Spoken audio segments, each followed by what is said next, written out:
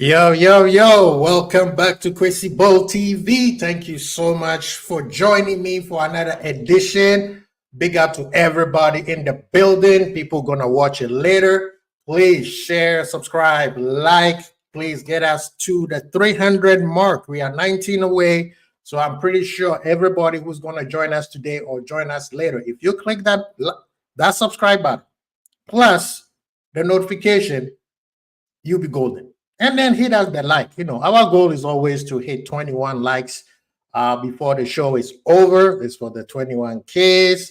You know what I mean? Thank you, thank you, thank you. People, come in the building. Come in the building. We're gonna talk. So much to talk about. So much to talk about. I'm hoping that my guest will join me because I don't think it'll be fair for me to just talk all this city chatter by myself. I need people in the chat. I need my guests, and we need to have a conversation. You guys know I'm at the barbershop, so you know the deal is always conversation at the barbershop. Best thing we try to do is be respectful for everybody, including the people who are gonna comment later, because I do comment back. But please share, subscribe, like, get the likes up, please. 21 is the goal. With the people who are already in right now, we could get the 21 likes just like that. And then subscribe. We are 19 away to our goal of 300 by the end of this month. So, exactly, the people are in right now. If you haven't hit subscribe, if you hit it, we will hit our goal or close to it. Plus, notification bell, very important, because that tells you and notifies you right when we sign on. Okay, so big up yourself. I hope you guys had a great weekend. New week is upon us. I want everybody to have a great week starting today. So big up yourself for coming through. We appreciate you guys. We got so many to talk about. Liverpool fans this week are losing their mind because Manchester United did a piece of business. And then there's, of course, rumors of other businesses that they're trying to do, which I don't know how it affects Liverpool, but hey, there's a lot of chitty chatter going on. Right now, I just checked the Twitter account, and there's so many news talking about KDB might be heading to Saudi Arabia, even though Fabrizio is talking about the people in Saudi are kind of like coy about it right now. Nothing to talk about, but it looks very likely. So things, the paradigm might be shifting. The paradigm might be shifting. But let me give big up to the people in the building. We got Keep It Real. He was early. He came early. What are you saying, Keep It? He said, I don't think we go for PNP players like Frimpong anymore, as Slot want us to play the Barcelona way, and Frimpong ain't that type of player. He's a club type of player. That's interesting. PNP, what do you mean by PNP? If you could expand on that for me, please. I think Frimpong is a very good player. He can play any form of system. We've seen him play in Liverpool, in 2 different systems, and he play in the Dutch system. So I think he can adapt. Oh, we got the legend in the building. The legend is in the building. People, give it up to Savage. Give it up to Savage. Thank you so much for joining us, brother. How you What's going on, bro? Let me just sort this audio out because I want to. Oh, yeah, take your time. Take your time. I'm gonna keep chatting up with the people. Big up to Alexander. MK2, why are you starting with politics, man? Well, go on, man. YouTube is like, big up, Quincy. Big up yourself, YouTube. Do you think Slot will play without an out-and-out number 6 instead of going for a versatile player in the position? You will talk about that. KDB wants bread. Hey, man, I don't fault him, man. Get that money. CD myself because he's on his last year of his contract. That's true. Big up, Alexander, man. Big up. Yeah, apparently LFC wants to give Mo 1.5-year deal, but Mo wants a 3-year deal. Also, for some reason, people think we will sign Edison when we are going on preseason. I mean, why can't we sign a player while we are in preseason? Have we done that before? No, always happened. We signed Gravenberch preseason. Exactly. So yeah. In fact, we played against Gravenberch in the preseason, then signed him. Exactly. Last year, wasn't it? Yeah. Somebody call him Kevin Brioche, man. Man, big up Savage. Oh, go on, man. How you doing, man? Talk to the people. I'm good, man. I'm good. Yo, I was actually thinking about like going live or something, but honestly, bro, I just couldn't be bothered, man. I don't think I'm not the flavor of the month in the LFC space at the moment. Everyone's got a problem with me, bro. Everyone's got a problem with me just off opinions. I don't understand. Like, I joke around with everyone, but honestly, I have no like. But obviously, I have no malice over someone's opinion. Right. I just don't like when people tell me something's a fact, and then when I ask them to just tell me why it's a fact, they can't tell me. If it's a fact, it should be very easy. But I saw you flying the flag as well. So I was watching. I didn't comment, but I was watching when you was on the calling show. Oh, with the Beijing Reds. Beijing Reds. Yeah, big up to them. Not Beijing himself, but I think. I can't remember who it was, but I was debating. I think it was Gags. Big up to Gags. There's Gags and the other guy who had his camera off, but he's part of the Beijing lot, but he didn't have. Matt or whatever. Yeah, I know what the brethren you're talking about. That's Ensman's favorite person. So yeah, I was listening to you, man. I was like, to be honest, bro, of that conversation, you was making a lot of sense because there's a lot of like chest out talk, right? And then like, you can't even rebuttal what I'm gonna say, and then you just did very easy because of course, if it's an opinion, then it's very easy to rebuttal. No one's right or wrong because you're trying to get into the mind of a manager's head, or the mind of the sporting director, but none of us know, so we can only go off assumptions and stuff like that. So it's quite funny that people. You was even seeing the comments after the video of the events the other day. It's like, oh yeah, it's easy for you to say Thanos to calm down, and I'm like, no, it's because I've been asked the question. I actually don't care if everyone's calm or not because if I don't click on Twitter, I don't know if you're calm. It's not like I've got Liverpool fans in real life shouting down my ear, right? All the ones I know face to face are calm. So online, I was just like, I mean, and then there was like, oh, it's easy for you to say because you support Real Madrid and that as well. I'm like, bro, it's got Real Madrid and Dortmund have nothing to do with Liverpool, bro. It's completely different. You know what I mean? It's so for me, it's just because I'm calm in it, but it's because I'm very intrigued to see what's going to happen. A lot of people don't have the patience for it, and that's fine also. But I do, bro, because I'm already aware that football moves in cycles. Exactly. And we came to the end of our club cycle. I think we come to the end of that cycle in a positive way. Only really, I think, if I'm correct, only really Ferguson, because he won the Prem in 2013. He stayed consistent. Yeah, and he only stayed on because he's the only one with money.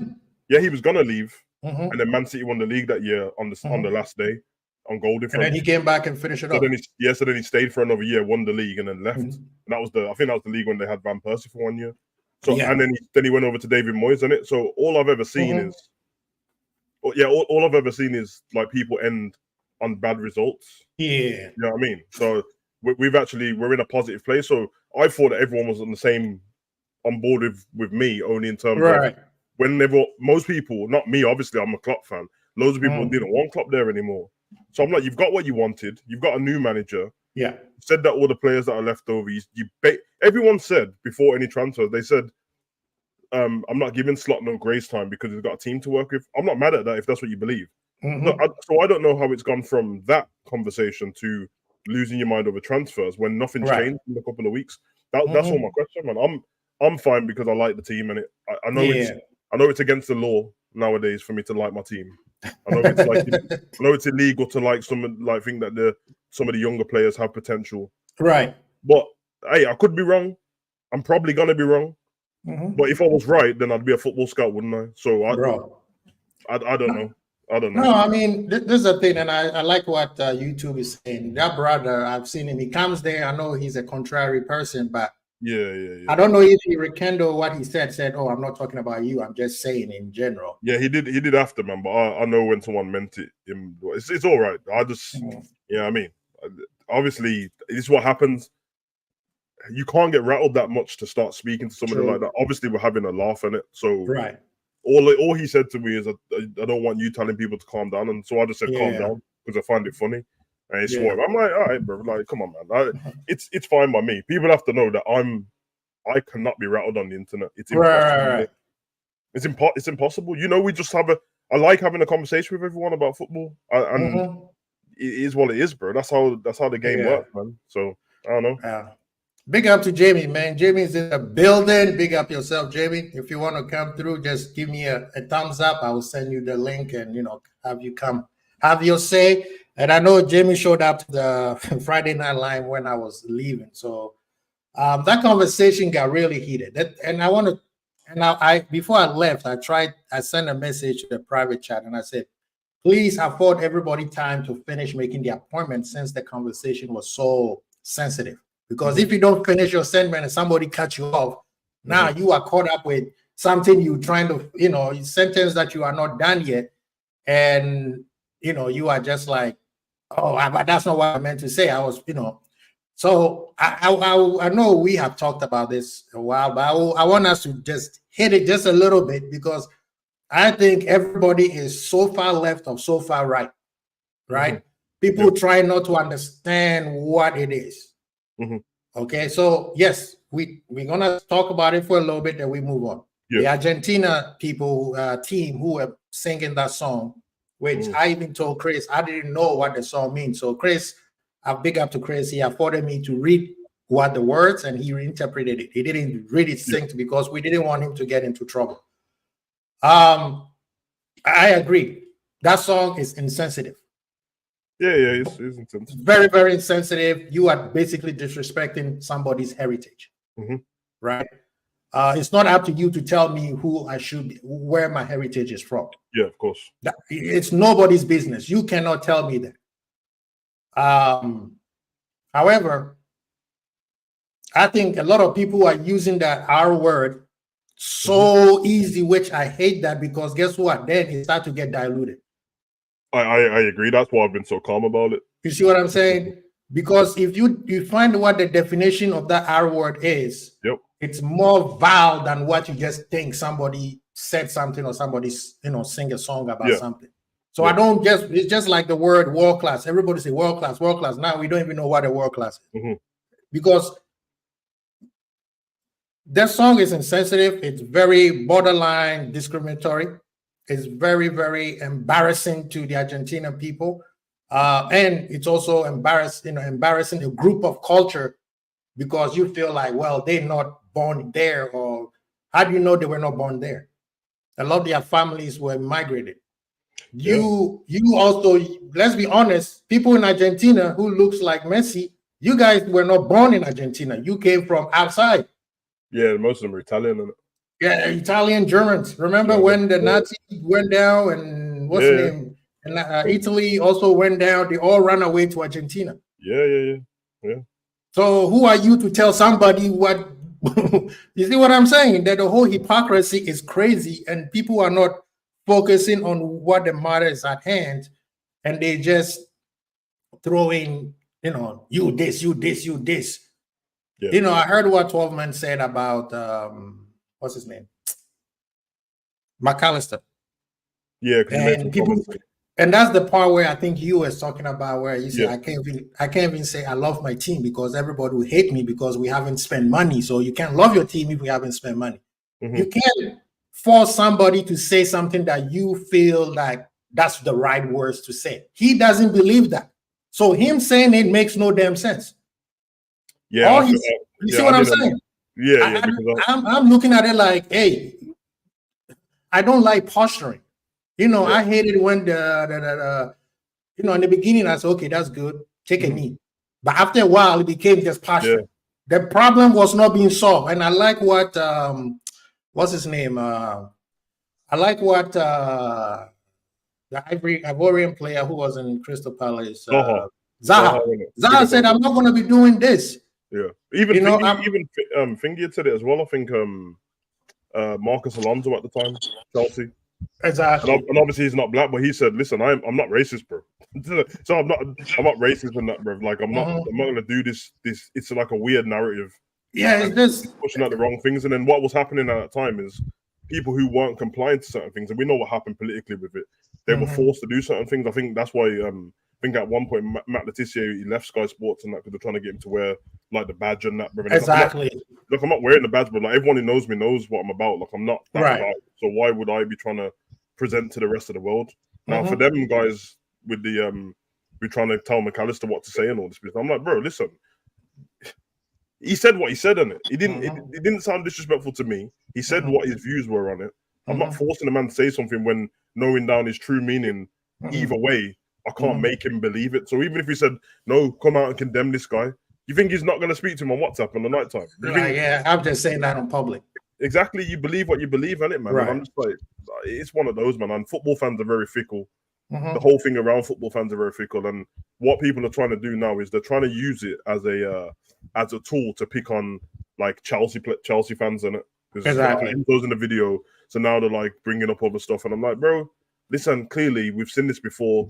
John Terry, Suarez, few goals, a few top 10 compilations, and that everyone's normal again, bro. Like we have all these Liverpool channels, and every time we do a ranking or something like that, people speak of Suarez like he never said anything ever, bro. Right. So that's for me. I'm not telling grown men what to say. I'm just chilling. I'm just chilling because I know that it's so fickle that first game of the season, Enzo scores. You think Chelsea fans are going to go silent and not say anything? That everyone thinks. You think that all of his the French teammates or the black players are not going to celebrate? They're all just going to put their head down and walk back to the center circle. It's not going to happen, bro. Yeah. So that's it for me. Big up you guys. Big up Albert. Big up to K Mike. Big up to Uncle Albert. He finally decided to show up. You know, if you had not shown up today, I was going to catch you. I showed that before came back. You know how it is in Ghana, man. No, I mean, this is the thing. This conversation is very sensitive. So, like I was telling the legend here, Savage, that when people are speaking, you have to make sure you let them finish and try to make the point they're trying to do, because it's an educational conversation.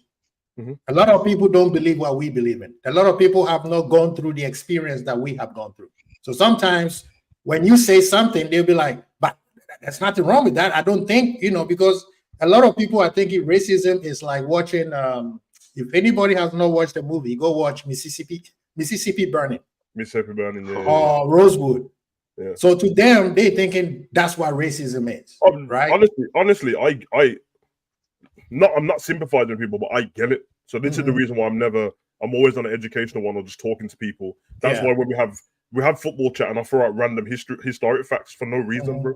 Because I know for a fact that like the natural human thing is to relate it back to your own life, innit?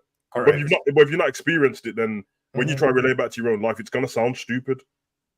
If somebody just says to you, there's something I feel about this guy, man. I don't know, man. The way he's treating me, he feels a bit. You know what I mean? The first thing someone's gonna say to you is, "Yeah, but can you prove it? What did he say?" And you're like, "No, I've experienced it before. I know what it feels like, bro." Just like when a woman says, "I know something about this guy. He's acting weird." Everyone's like, "Nah, get over it, man." She knows because she's felt it before, bro. Exactly. So it's like you have to explain to people, innit? And that's all it is, bro. But hey, man, it's one of them. And I would like K-Mac and Uncle to jump in, because I feel like the conversation is something we need to have, because a lot of people are saying, if you don't do this, then you are that. That's not how the real world works.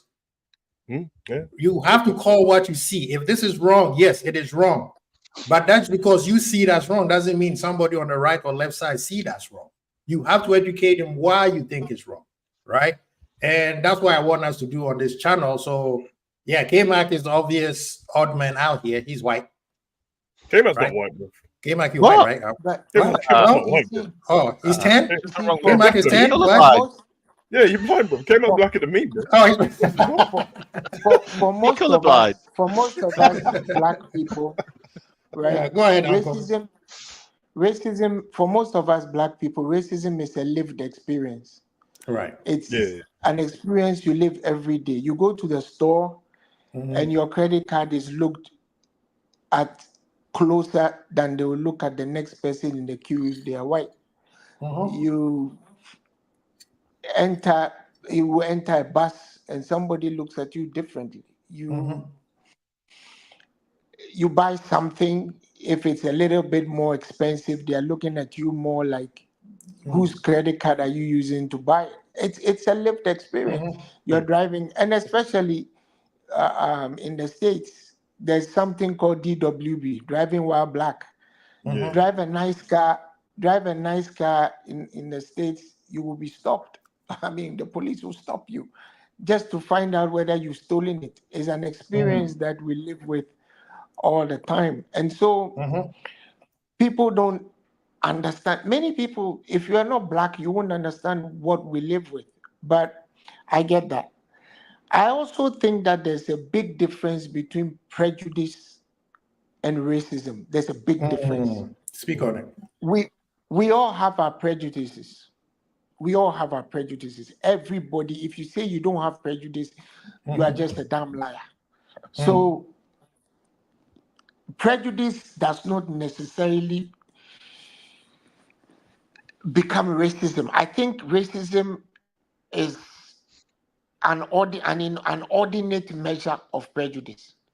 So going to what Enzo did, Enzo plays with black players.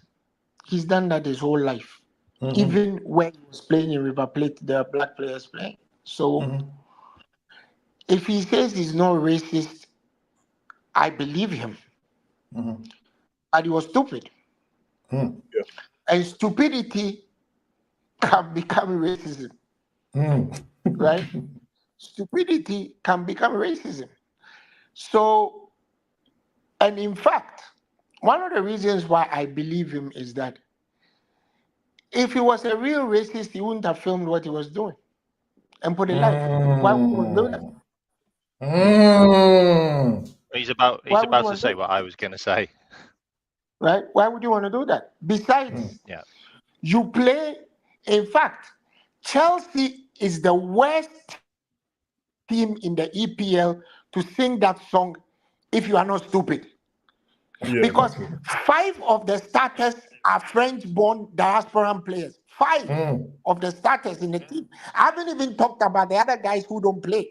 So there's Disasi, Badiashile, Nkunku, Malogusto. I mean, I could go on. Half of the team. What's the other guy's name? I mean, The new guy who has Jackson, come. they got black players. they got Nkunku, Not they many got non-black players in the Chelsea team. Yeah, exactly. Ugochukwu, what's that other guy's name? Datro Fofana. Chukwuemeka. All of them are French.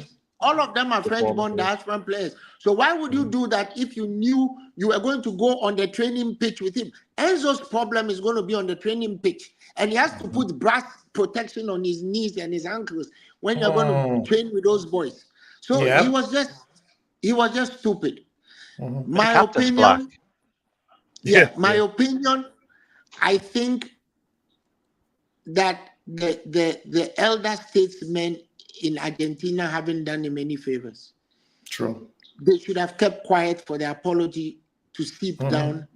And footballers are footballers. They rib each other all the time. You go there and you talk to his guys and say, "Look here, I'm really sorry," and then just let it go. It won't happen again. But once you turn it political, and then somebody also reminds Argentina that that's where all the Nazis went to hide after the war.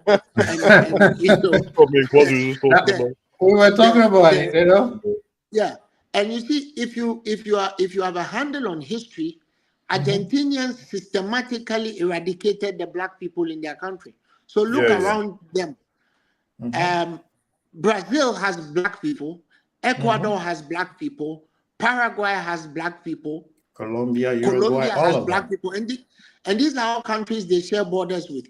They systematically removed the black people from their country. So when somebody starts talking that way, and everybody who knows history knows that all the Nazi war criminals headed to Argentina, then we have a problem. But I think that cooler heads should prevail. And let this, for me, I'm not saying it should go away, but it should be an education that certain things are just not cool. So don't do it. But like I said, if you don't have the lived experience of racism, I mean, you will not understand. I mean, you can even sit on an aircraft and an air stewardess will look at you up and down, wonder why you are sitting in business class. Then she wants to see your boarding pass and scrutinize and the tickets and everything. And ask you, and ask you, are you sure this is where you should be sitting? Happens all the damn time. So yeah. Come on. You be the blackest person on the building. Please elaborate and give us your okay. comments, So I'll say 3 things. Okay, one thing is you need to look at some of the names of the towns in Argentina. Yeah. There's quite a few German names, towns in Argentina. Just as a side piece there. Another thing is, unfortunately, people do dumb shit. They really do, and 9 times out of 10, sometimes people do dumb shit because all the people around them are doing dumb shit. Yeah. And they just get involved because they're with a group and someone's singing a song, and then they start singing it, and then they start videoing it because they clearly don't know what it's about, really. And I don't think Enzo Fernandez is clever enough to actually understand what it is about, to be honest. Doesn't look like he's got a decent IQ. Yeah. It looks like he just made it as a footballer, and he went to Chelsea like all the other idiots do. Just to live the London life. Yeah, just to live the London life, and there you go. So I say kind of peer pressure. He was just involved with a load of group that were doing it. And there's they've got quite an old team. Some of the players in the Argentinian team, so they probably played in the games where those chants were said before. Especially some of the defenders and some of those midfielders are quite old. Not McAllister, the other ones. So that's where I'm going with that. And I wouldn't be surprised if the goalie started it, because he's a chopper anyway, isn't he? Martinez. Martinez. Martinez. This is what I'm saying. It's a weird thing, because like you just said, he could just be dumb. I don't think he's. I'll carry on, and I'll go after you. But another thing I wanted to say. Let him finish, Uncle. Let him finish real quick, please. Sorry. And another thing is an actual situation that I was involved in at Chelsea's ground. With someone who's associated to Chelsea. So me and a couple of friends of mine, we were in the Chelsea end watching the FA Cup final, and Andy Carroll scored. It was when we got beat 2-1 by Drogba. And Andy Carroll scored to get a goal back. And my mate jumped up, who's black, and celebrated. And this guy turned around and basically started shouting at him, because he was celebrating. And my mate was like, "All right, mate, it's Wembley, like, sometimes there's other fans in different seats." He goes, "I'm a Liverpool fan." He goes, "Okay." And then he just started racially abusing him, like in front of all of us. And they were going at it. And my mate was like, he didn't really want to take it any further. And I stopped it by just basically stopping him and go, "Excuse me." I said, "I don't know who you are." I said, "But you're with your wife and your child." And he kind of just went and then just sat back down. And that's crazy. That's what I'm trying to say. In the heat of the moment, sometimes you do dumb shit. And he's a Chelsea fan. So that's what I'm trying to say. Like, football, the heat of the moment, things like alcohol. that. Because I don't think alcohol. That was in front of his own family. He just lost his mind. He sat with his kid and his wife. I don't think. I feel like with Enzo, I don't think he's dumb. So guess what? Wait, Uncle. Guess what? I just want to say something real quick. Yeah. Did you realize watching the video that some of the guys were sitting down, they weren't singing? Yeah, that's true. They were just smiling. And then somebody told him in Spanish to cut the live feed. You're live. You're live. Those are the smart ones. One thing I know is that when all this came out and I saw the video, I was not confused why there was a reaction like it, but I was confused that, like, I did every video of the World Cup, every watch along, and then I remember watching the celebrations after, because my missus was annoyed by Martinez and it. She's like, it's annoying, like it's taking it too far now. Now it's not just because it's on TV that, like, my missus and my missus' mom knows Martinez personally, and it, like, his kids are in her class at school and that, bro. And she's always telling me, like, the kids like his dad, basically, bro. He's always causing problems and that. But they were singing the song then, and like when I was going through Twitter at the time, when I was just scrolling through seeing the celebrations, because obviously I didn't know what the words were. I can speak a bit of Spanish, but I've only been learning, so I was like, I don't know what the words were. But it wasn't just white people singing the song when I was going through Twitter. There's people outside the stadium singing it. So that's why I was like, these are, it's dumb. It's not what K-Mac said. Then they're not dumb as in like they don't know what the words are of the song and all that business. They know what they're doing. They just don't think there's anything wrong with it. Bro. Exactly. That is the part. That is the part. Normally, when it's a racist on, like the racist people know when there's something wrong. That's why they're racist in particular places where they can't be. Yeah. And that's what I was confused about. I'm like, nah, bro. These lot are they're just singing these songs. Let's not pretend it's just like Argentina, bro. It happens in England and that all the time, bro. You know what I mean? I know the certain songs that are, you know what I mean? Like, everyone's an England fan to know, like, when does the Euros and the World Cup tragedy chanting, mate. Tragedy chanting. What, you know there's a song in it. You know there's a song what's always on when England are playing in it about German bombers. It's bro, it's always. I walked into the pub and man was singing it. And when I walked in, everyone was singing it already, bro. And I'm saying, like, it's just ignorant more than anything else. It's the same with, like, that's the word, mate. Ignorance. If you notice that nobody. I think I brought it up in the last video, but apart from that, I never heard anyone bring it up. Nobody's mentioned the, like, no, it's probably because nobody cares. But obviously there was chants about, like, they sleep with transgenders and all that stuff and that, and it. Nobody cared, bro. But that's because that's not my lived experience, and it. That's the reason why nobody cares, bro. There's probably somebody who that's their experience where they're like, yo, you can't say that. That's kind of crazy. So that's when Albert said that everyone's kind of prejudiced. On Friday Night Live. Very funny. Yeah. You've been a soldier. You've been a soldier before. People who have really been in the service do not think about bombs falling. Because if somebody has ever shot at you, or even if you've been on the training range in a training capacity, you don't chant about bombs falling. No. Yeah. So real quick before Greg, you are. This is what we're trying to say. The pure racist, they stay silent. And the real racist, if you want to go to definition of a racist, is a systematic issue. They control everything. They are the pure institutional racism. Institutional racism. Those people, they control what me, you, K-Mac, everybody do. They turn people who look lighter than me against me. They turn me against lighter people. Those are the racists, the mastermind, right? Then there's prejudice, there's bigotry, there's a list of them. But these days, a lot of people put all of them together and then just call it racist. And that's why I was saying, be careful you don't label somebody racist when you don't know him because he's singing something. Yes, you can say because you're singing it, then you are. But you see everyone. I'll see it in comment sections of videos, bro. Like, if somebody's talking about a player a bit too much, they're like, nah, this is racist. I'm like, no, exactly. No, but I'm like, the player is not racist. The guy's just shit, bro.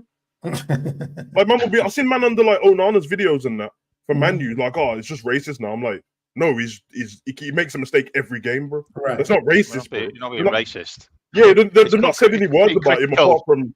You've not said any words about him apart from his rubbish, bro. I think everyone knows what they're doing. I think to Craig's point, even the ignorant know what they're doing. They know what they're doing, but sometimes they still think they don't mean any malice. So you should exactly, and that is the power. But I know that because I do it all the time, bro. Not with race, bro, but I do it all the time. Somebody who might come in the chat might think I'm being homophobic, innit? We do. Let's not pretend. I do the pause thing all the time, bro. But I will educate the person who I'm talking to let them know, nah, bro, that it's not against gay people, bro. I'm not even talking to gay people, bro. I'm talking to someone who's straight. I made a joke about it the other day, and now everyone knows me.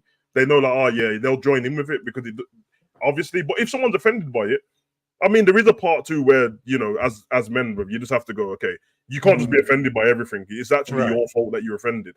But if I'm not going to go out my way to hurt people, and so if somebody explains to you, this is kind of not this woke business though, not where it's not actually. If it's actually bothering you, and you tell me, I'll allow it. And if you're just trying to be the guy who's speaking on behalf of somebody else, I'm not listening to you, bro. Yeah, because no one else is moaning about it, bro. I've got friends from all different backgrounds and that, and the people who tell me not to say stuff is somebody else, bro, who has nothing to do with it. Yeah, everyone gets offended and stuff like that. I've seen experiments, bro. Yeah, man put maracas on and the sombrero, and I was watching the video, and the guy was like, "Oh, you can't do that's racist." You know what the guy done? He wore it and the maracas and the sombrero, went to Mexico and asked all the people on the street, "Do you find this racist?" And they was like, "Nah." Like, we love it. It's like you're showing our culture, and that's my point, bro. You can't win all the time. So Enzo, is an idiot, bro, but like they're not going to stop singing the song, and everyone should know that when their vice president of their country came out and said she ain't folding to none of these colonial countries and that. I said, hold on a minute. No wonder Enzo don't think anything's wrong. Exactly. Do you see the other guy who said that Messi should come out and apologize, and then he lost his job?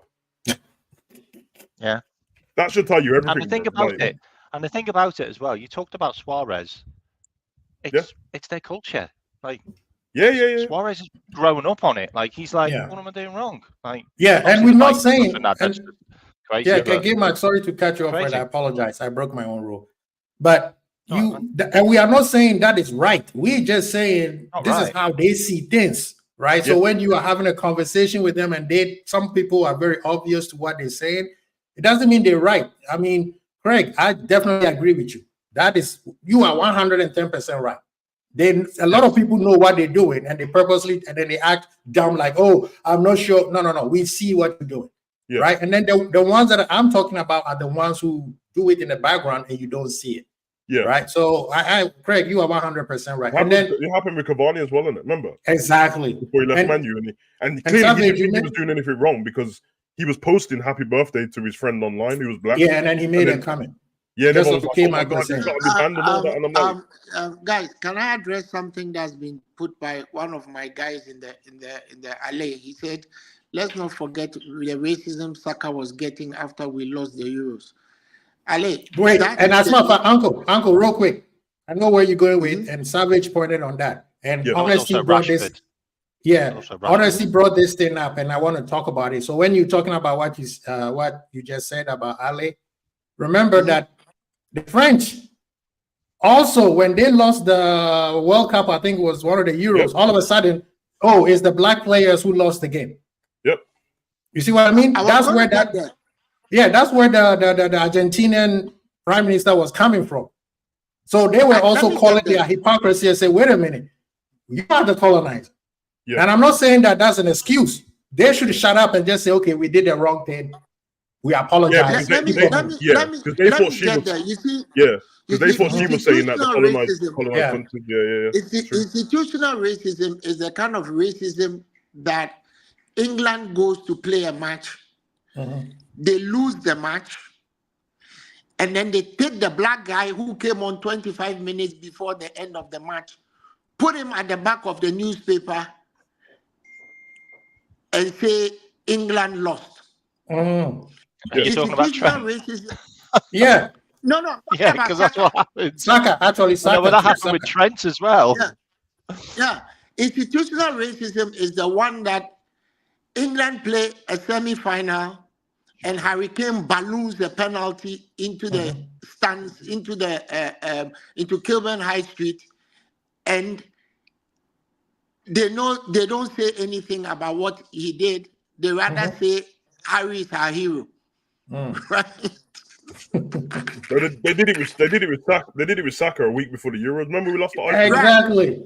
Yeah. And Saka came on the pitch for 12 minutes. Unfortunately, when England lose the final on penalties, it's the three black boys who missed the penalty. That's real bad.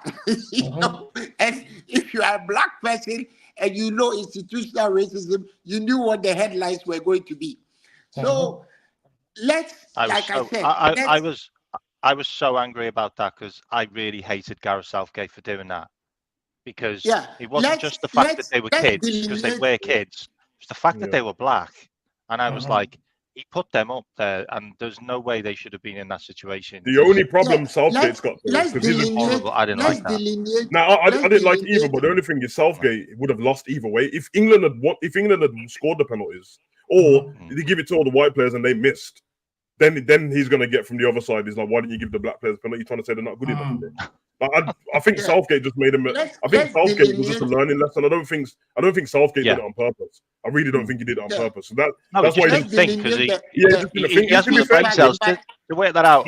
But to be fair to Southgate, when you're a good person yourself, you shouldn't have to think of, my players might be racially abused after the game. Like I'll tell you the truth. Every time England go to penalties or there's the end of a game and there's more black, I don't know who else feels this, bro. As soon as I saw them not to take the penalties, I start having the feeling inside, or like, okay, I know what's about to happen after this. I already know. Even when it's not like England, I remember Tu and Zabi took a penalty from Manu. I don't care about Manu. I hate them, bro. And he was in the Europa League final when they didn't score one, and he missed the last one. I think I was like, bro, I was like, please don't miss, bro. I hate Manu, by the way. I was like, please don't miss, because I know what your DMs is about to be like, bro. Yeah. Would you know he missed? And then I saw the Manu watch alongs the day after, and I was like, oh yeah, man, I've been racially abusing, and that's when you have to be like, listen, you're not gonna get anyone out the team, bro. Like the black players are not gonna go anywhere, bro. This is their country too. They're gonna play. I hate when people are always like, if I was Saka now, I'll go play for my home nation. Nah, blood, he's born here, bro. Play for your country, bro. I don't understand that, man. You can't, and we have to stop doing this thing where we pick and choose about like which person's been racist or because of based on your team, bro. You know what I mean? Like John Terry still ain't apologized. he still hasn't apologized. Bro, I'll be honest, bro. At the time, I was like, I'm being deadly serious. I could be wrong. I thought to myself, I don't even think John Terry's racist, bro. I really did. I was just like, but he needs to apologize. We saw you say what you said, bro.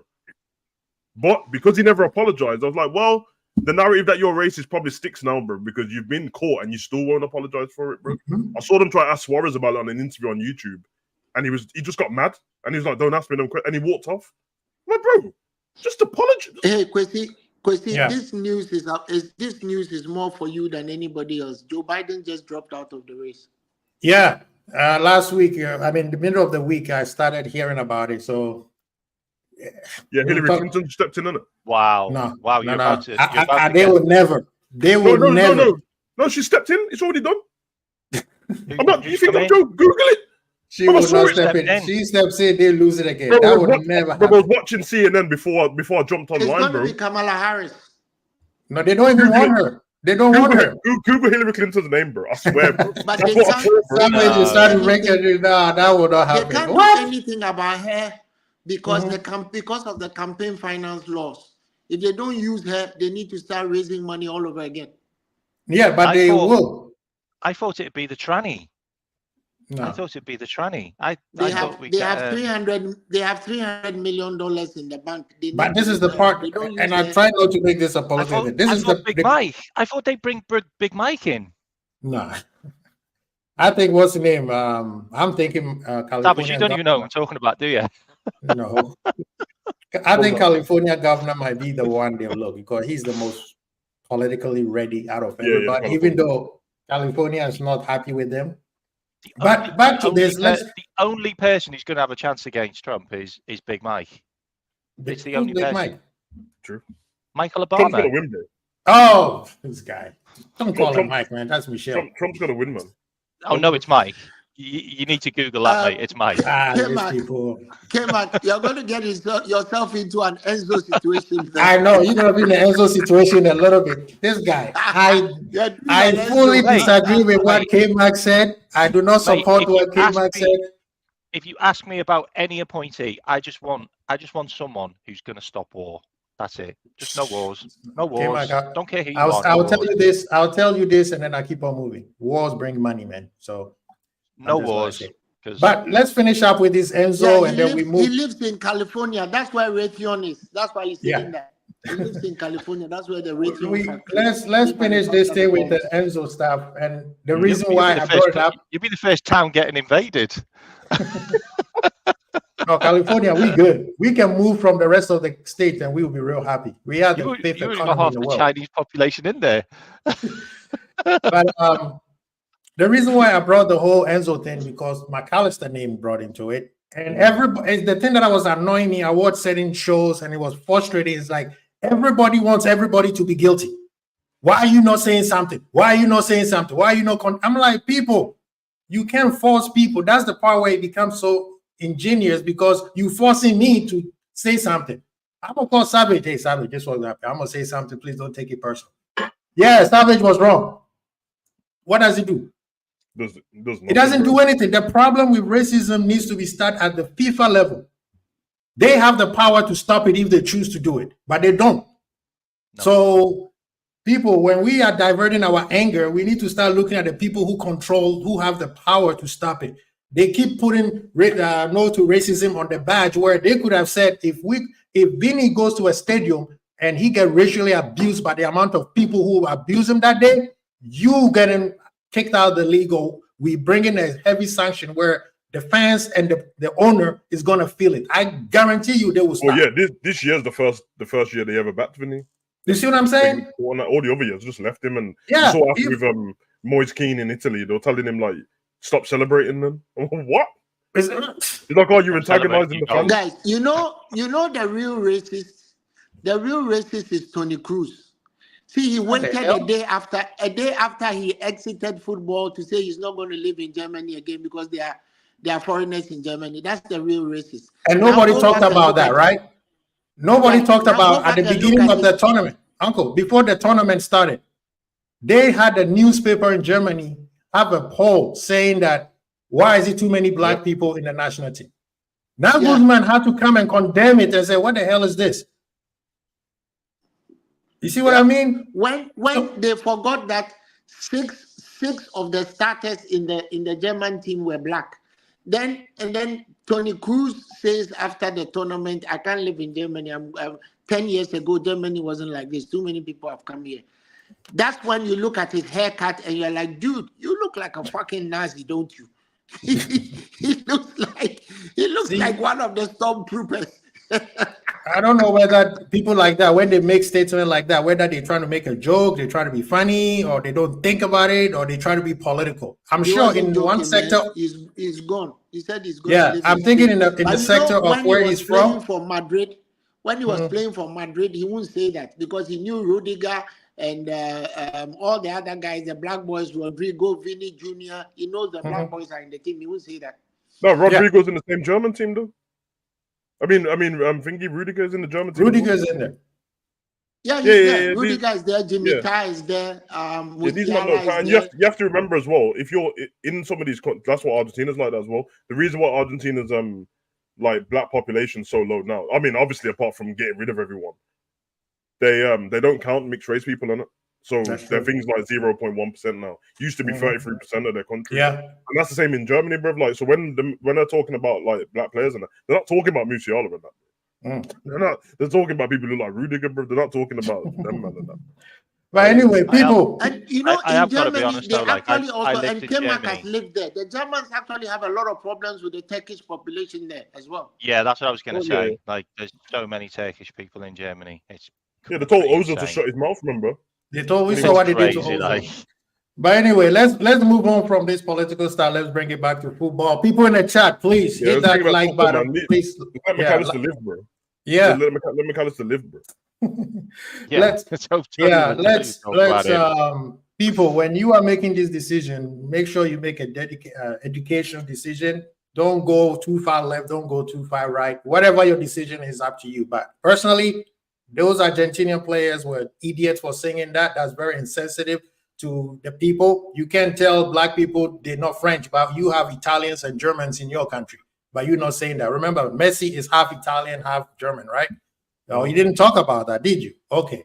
But big up to the people in the chat. Please go to K-Mac's channel. He does a lot of good work out there, man. Please go to his channel and support him. Go to Savage channel. He has like 10 different channels. You know, the man is a legend in these streets, man. And then Uncle Albert is wherever there's trouble, you find Uncle Albert. So people, make sure you support my people out here. But now let's talk about football, Liverpool football. Liverpool fans are losing their damn mind. And one of them is sitting right here wearing green. I won't mention any names. Because we haven't purchased anybody, they think that we are done. People are upset because Manchester United bought Euro. I quite remember at the beginning of the summer, people said Euro is not good enough for Liverpool. We should go for, who was that guy? Hancape, Pacho, and I think there was another guy. California, or whatever. I thought you were joking, Albert, when you were in the chat saying that. I thought you were joking. I didn't know you were joking serious. about what? About you losing your mind, like you were saying, it's shit, it's over. No, it's over. I thought you were joking. just like to jack my chains. Don't worry. I saw you. You are even supporting John O'Sullivan on Twitter. You have turned into the dark side with that guy. I saw you. You know, I'm retired. You know, I'm retired. I get bored, and sometimes I just need to act up. 9 times out of 10, I'm not upset about anything. I hardly have time to be upset. But I tell you what, trying to apply rationalism and a clear rationale to what we do, K-Mac, is like being in a foxhole with your partner, or being a spotter for a sniper, and everybody has to be calm. You need to be in the bushes for 3 days. Nobody should move. You have to be calm. Yeah, you are taught to do that. But football fans are not taught to be calm. That's not what we do. The very reason why we are sitting here on a Sunday afternoon or Sunday evening chopping it up means that we have a level of crazy in us, right? So the biggest rivalry in football is Manchester United and Liverpool. Never mind what anybody tells you, it's the biggest rivalry in football. So if Liverpool are sitting there and you have owners who are or administrators who are sitting behind laptops, and Manchester United have gone in and taken the Euro pump. And when it came to Euro was a guy that we were looking at. And then we were told by Austin that the guy doesn't want to any shooters. He's the only team he wants to go to is Madrid. So we took our foot off the pedal. And then Man United go and deposit money. Even at the time Man United deposited the money, we were like, oh, fuck it. He's still going to go to Madrid anyway. Look at them. He's still going to go to Madrid. Yeah. But we forgot the ace in the park. And that was his agent. The agent told the boy that, look here, you are a stupid, dumb fuck. These guys are going to pay you $150K a month. You were earning $2,000 a month when you were playing for freaking Lille. Get your ass up and go there. Real Madrid don't fucking want you. And when you go there, who are you going to displace in that place? You're going to sit on the bench and become like fucking Nacho, you fucking idiot. Go to Manchester United. They are the biggest club in the world. And he puts pressure on his family. I'm sure his mom or his dad calls him and say, hey, kiddo, stop being an ass. We need that money. Get up and go to Manchester United. They are not so bad anyway. And then kid makes up his mind and he's gone. Right? So we're sitting there and we hear the news and we're like, so what were our owners doing? Meanwhile, our owners are sitting there and telling us, oh, we are opportunistic buyers. So what happened to the opportunism, right? So we are losing our minds because of the semantics, because of what we see going on, right? So if I were the owners of Liverpool, go and buy somebody, anybody, buy somebody and calm down the fans. Just do that. Why do they calm down the fans? That does not coming up, Uncle. This is the part where the fans are losing. That's why Savage was saying, people, stay calm. Yeah. Savage is right. Why should they go buy somebody just to wait, Uncle, wait. No, Uncle, wait. They have placed Quincy. Hold on. Let me round up. I'll just stop. Okay. Give me 2 minutes. You see, what I'm saying is Savage is I've told Savage is always the calmest person in the house, right? Savage is the kind of person that he takes the manual, the driving manual, and you're told when you get onto when your car stops on the railroad, look left, look right, gather your stuff, leave quietly. No, I'm the kind of person that if my car stops on the railroad, I'm getting the fuck out and I'm running, right? Savage is always calm. He's always fucking calm. We all don't do that. So I'm giving you the side of the crazy fans, because there's a rational part. What are we rushing to do? The window ends in September, and indeed, if you are smart, you will rather wait until the crazy is done, and then you get somebody. Because for those of us who watch the Copa, and this is my last paragraph, for those of us who watch the Copa, Liverpool are looking for a DM. We saw Richard Rios, and for me, he was the best DM in the Copa. So if I were Liverpool, I'll be looking at him. He plays for Palmeiras. How much is he going to cost? As compared to going to get João Neves for whatever the fuck they're selling him for.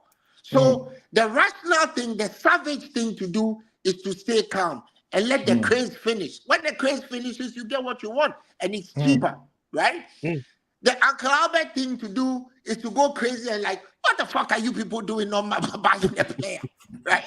So that's what it is. Okay. Thank you for being on the other side of the people, because we did both sides, right? I will say this and then leave it to the panel. This is the power, Uncle. I want people on your side, and I'm not saying you crazy. I'm just saying people on your side to understand. Buying somebody just to appease a whole bunch of people who are upset makes no damn sense. That's money he's on the phone to Hassam. I know he's talking to Hassan, saying, "My friend, jump in." He trying to please a whole bunch of people just because we need to calm you down. Does not make sense. You're wasting money. You're gonna buy him, and then later on you'll be like, "Why did you buy this guy?" Right? It's the same concept that some people have against Nunes, saying, "We didn't need him. Why did you guys buy him? You could have bought somebody else." That's one. Number two, Liverpool from day one, Uncle, you should know it. Even when Klopp was here, when Klopp was the Don controlling everything. No, at one point we've gone to a player and the player has given us inclination that he doesn't want to be at Liverpool and we still force it. We did that with one player and that was Caicedo, and you saw how embarrassed we were. So when we went after Euro, knowing that Madrid is not going to spend that 40-something million or whatever the fee was, Liverpool tried. He said, "I would rather want to go to Madrid. I'm not coming back. Go to Madrid." Right now, and Madrid also told him, "Hey, bro, we got levels here. It's either you come here and you do what we tell you to do, or go to Manchester United." And he realized that, okay, at this point, I'll go to Manchester United. If he was smart and he wanted Madrid, he should have stayed at Lille one more year and go for free. He would have made more money than Manchester United. Now, he's at a place where he has to play very well because you have to play 2-3 years at the level that Madrid is expecting you to play. Because other than that, you are done. You're not going to Madrid anymore. And going to Manchester United is risk. They are not playing well. They're expecting you to hit the road running like Virgil did. So, Liverpool fans, you have to think of it that way. Liverpool right now, the reason why we are not buying early is because we have a new manager. He has to assess what he got, and then they have to make a calculated decision on who will fit the rest of the squad. If this is not when Klopp first came in, so we had to buy Mane, we have to buy Gini, and we bought them over the odds because we are desperate. This time we are not on that level. So we have to be smart on who we buy. Fabrizio is saying Liverpool is reported. He's actually retweeted it again. Liverpool, I think Honesty also posted it. Liverpool is looking behind the scenes. They say Liverpool are working behind the scenes, trying to figure out what they're going to do next. To me, that's a good news rather than, oh, they're not doing anything, right? They also say Liverpool are looking at Henderson, and there's no concrete thing there. That means they are looking at everywhere to make sure that the right person comes to Liverpool, not just to make you happy because Manchester United bought Euro. A lot of you guys didn't even know who Euro was. A lot of you guys didn't even want Euro. You were California, and then you figure out that California has a whole list of injuries. So now that will not be the right player for Liverpool, because if he gets injured, we know how Liverpool is. So this whole meltdown does not make sense because none of the people at Liverpool have said we're not going to do business. And if you want a player to come to Liverpool, is Euro better than Kwanzaa? Who is he going to displace? Is he even better than Van der Berg? We don't know that. The stat says he's not. So why the meltdown? Kema, go ahead. Well, Van der Berg played in a better league. That's just a fact. Like, Germany's a better league than France right now. Look, look. At the end of the day, we've been burned 3 times by going for Real Madrid bound players, as in their mind is set on Real Madrid, and we've gone all in and not looked at any other players and just went for those players, and we lost all of them to Real Madrid. So as soon as we found out that he wanted to go to Real Madrid, it makes sense that we just went, all right, then, well, we'll just look elsewhere. But we'll keep our options open just in case Real Madrid don't sign him. Yeah. So apparently, Real Madrid didn't sign him because of the million other things that were going on behind the scenes. And if you haven't already found this out, then the agent got paid, his dad got paid, and there's also some kind of other weird deal in the background, which means that Euro goes to Man United, and the only reason Man United got Euro is because they had to guarantee that they were buying Ugarte from PSG, because it's the same agent for both of those players. So Perez has worked his magic, as he always does. and got paid a shed load of money, and Man United are going to end up with Yoro and Ugarte because of this deal that's been made. And let's be honest, like, we're never paying an 18-year-old 145 grand a week. Like, we're just not. I mean, he's on more money than any other defender by Trent and Virgil. Like, it's just madness. I mean, he's on more money than like Jota, Nunes, Gapco. He's on more money than like some of the big hitters. Kelleher, McAllister. He's on more than all of them, bro. Dominic Sabolsai. Like, honestly, it's just it's mental. Like, and one other thing as well, and I think we need to think about this more. If the guy said he wanted to go to Real Madrid, and we signed him, where do you think he's going in the next couple of years? Real Madrid. Why do we want to sign? Why want to sign? Why do we want to be a stepping stone? Like, we're not a stepping stone club. No way. That doesn't happen anymore. Like, we might have been a stepping stone years ago when we were floating in and out of Champions League. When we were getting like the likes of Alonso and Mascherano and those guys, and they were using us as stepping stones. We're not a stepping stone now. Like, we're top of the pile. We're like, what, fourth? What are we, like, fourth in the... Fourth, yeah. Fourth. Yep. Like, no way. We're not stepping stone. Nah. Madrid would have just loaned him out anyway.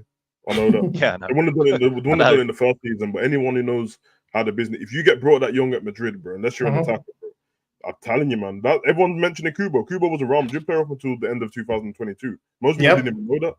Bro, they just get you in because it's like they run a business. They're almost like Chelsea, but good at it, bro. Where you have to...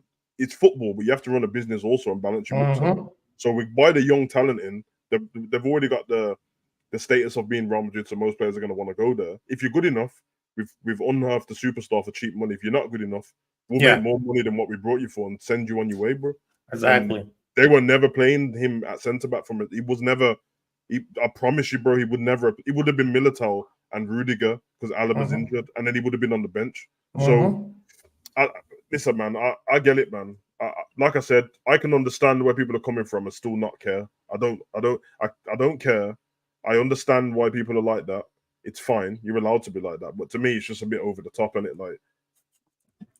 Yeah, and it makes no sense. People are like, no, we don't have to be okay. Don't be calm. What do you think being upset is going to do for you? Because you know, people say that like you need to be proactive, not reactive. That's a true statement. And to be fair, being a Liverpool fan, I agree with that. Yeah, we are aware of it. Yeah, I agree with that. But in this particular transfer window, not signing somebody before Man U or not signing someone before Arsenal doesn't mean you're not proactive because the window's still open.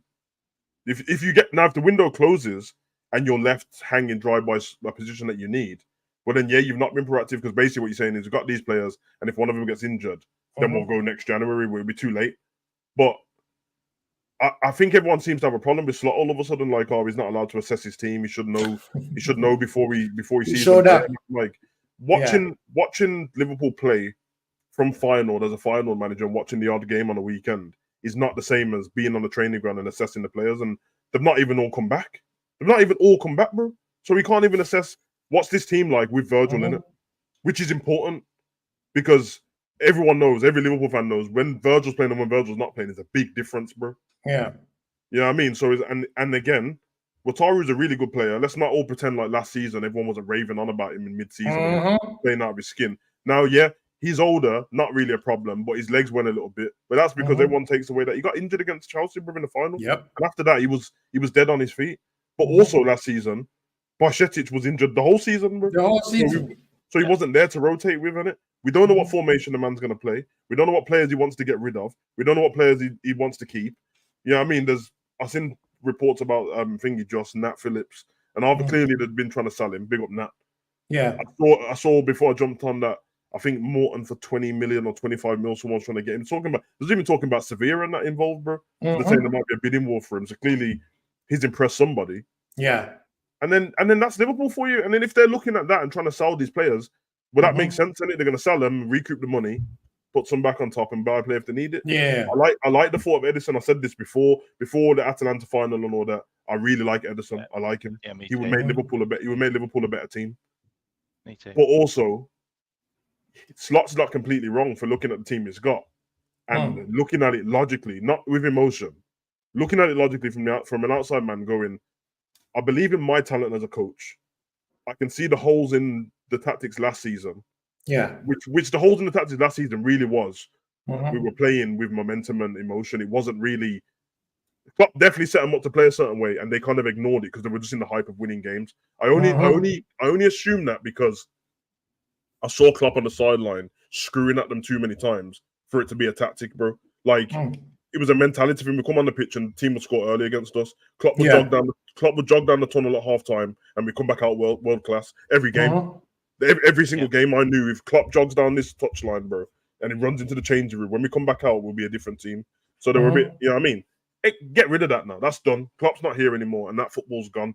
Klopp's not here. Pep Linda's not here. The backroom staff's not here. Completely different. So clearly, us as fans as well, and Klopp, because he mentioned it, we saw the hole in it. We saw it's not really the DM.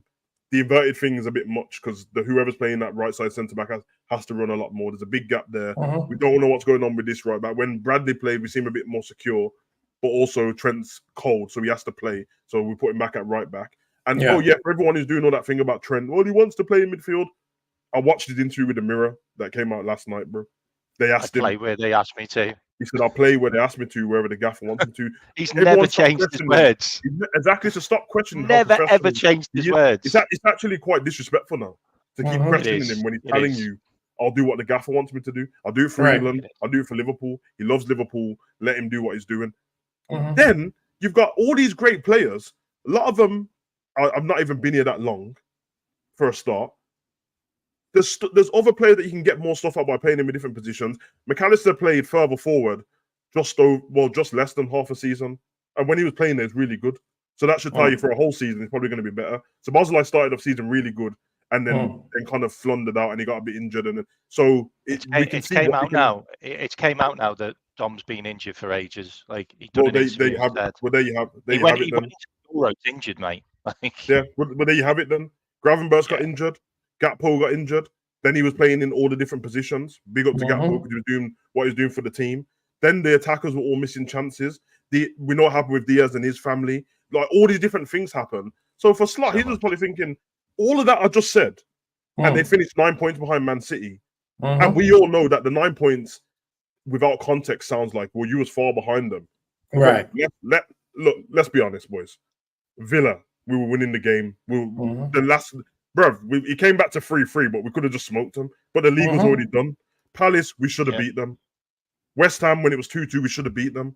And then we can go through all the big games where we were terrible against the big six. So with all that said, we could also talk about VAR. Exactly. So with all that, well, I mean, realistically, man, if you do the VAR thing straight away, that's 3 points. We've won the league. Now it's 6 points behind. So you do all of that, and then everyone's questioning Slot when really he's just like, this team was in a title race, and they threw it away within like 3 weeks, 2 weeks. So why can't I get the same out of this team, but more? Because I've got better players back as well. Not to mention that all the ones who were on loan wasn't even part of the team. Yeah. So this Carvalho geezer might be able to be used, even if it's for 10 minutes at the end of the game. He offers something different. This Stoke geezer started the season and was injured for the whole season. Stoke's direct as hell, bro. You telling me when Salah was rubbish that we couldn't use Stoke? We could have. Could have. Look how good Harvey was coming off the bench. So it's not that everyone's wrong for thinking that. I'm just saying, if you try and get into the mind of what Slot's probably thinking, he's got great players around him. So you're telling me go and sign this player, and he's gonna go, okay, let me size up this player against one of them I've already got. And if he thinks the one who's already got's better, and they're fresh, they've been there less than a year, why wouldn't he use them? In fact, most of them signed this month, last year. Yeah. So why wouldn't he sign them? What I've said as well, I've got a completely different spin on it, okay? And my whole thought on it is, fuck me, you gave so much support to the last manager. Why can't you give this one some support now? He's just walked in the door. Like, we're supposed to be Liverpool fans. Like, thick or thin, you know, whether we lose or win, we support. Like, we give it our all. Like, why are we all turning on this guy already who's literally just walked in the door? Like, I'm so upset at the way he's been treated so far. Like, you know, the guy's done nothing. He's literally done nothing at Liverpool yet to get any criticism. Like his first press conference was really good. Like he literally told us what his role was and how he's going to work with our director of football, which we've been crying out for so long. Say that again. And we're not going to give that a chance. We're not going to give that a chance to develop. We're already going to have a dig at it. Like, it hasn't even started yet. K-Mac's quite funny. Jurgen didn't buy anyone. Jurgen didn't buy anyone because he came in mid-season. Like, we need to treat this team exactly the way Jurgen treated it when he first came in. And he assessed what he had, and then he got rid of what he needed to, and then he started to build his own team. But he doesn't need to build his own team yet. Doesn't need to build it yet. He needs to find out what's there. But we need to support him, for God's sake. Yeah, if you looked at the video that Quasi done probably about a month ago now, maybe 6 weeks, K-Mac was on there as well, I was on there. Back then, your question was, how much time are you giving the manager? Like, are you giving him over a season to win something? And now, fast forward, the question is, you ain't even going to let him get through the transfer window. The question last time is how long you going to let him?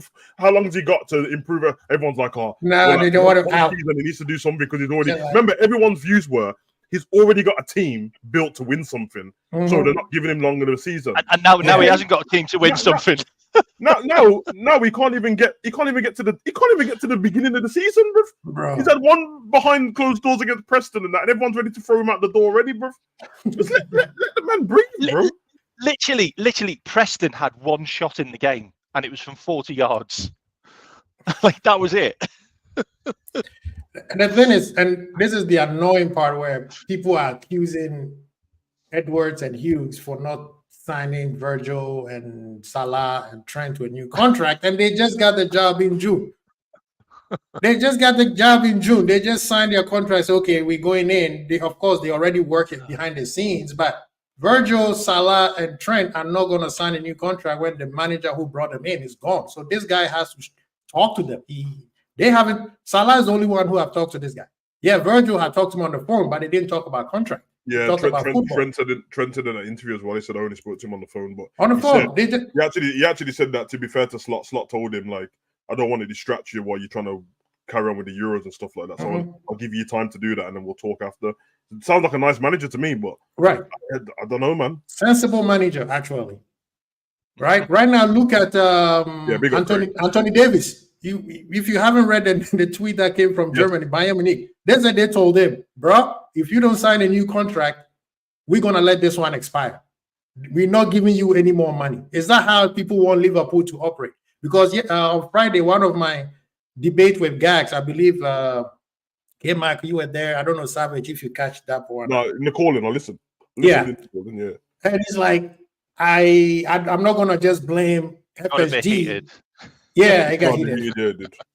He said, I'm not just going to blame FSG, but, the buck starts with them. I said, if you say that, then there's no argument from nobody because, yes, the buck starts with the owner, the buck starts with the boss, the manager, the captain, or whatever. But then you're like, well, Klopp was also part of the problem. I'm like, okay, then at the end, just say FSG should have fired Klopp and find a new manager.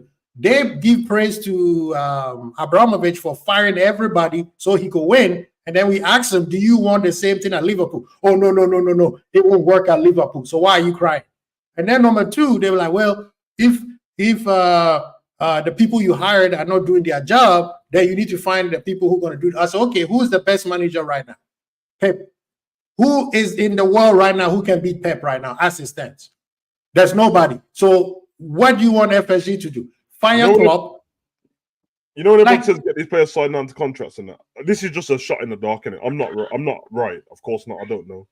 Has anyone thought that they did get asked and they just said, not right now, we're in the middle of a season. Not right now, boss.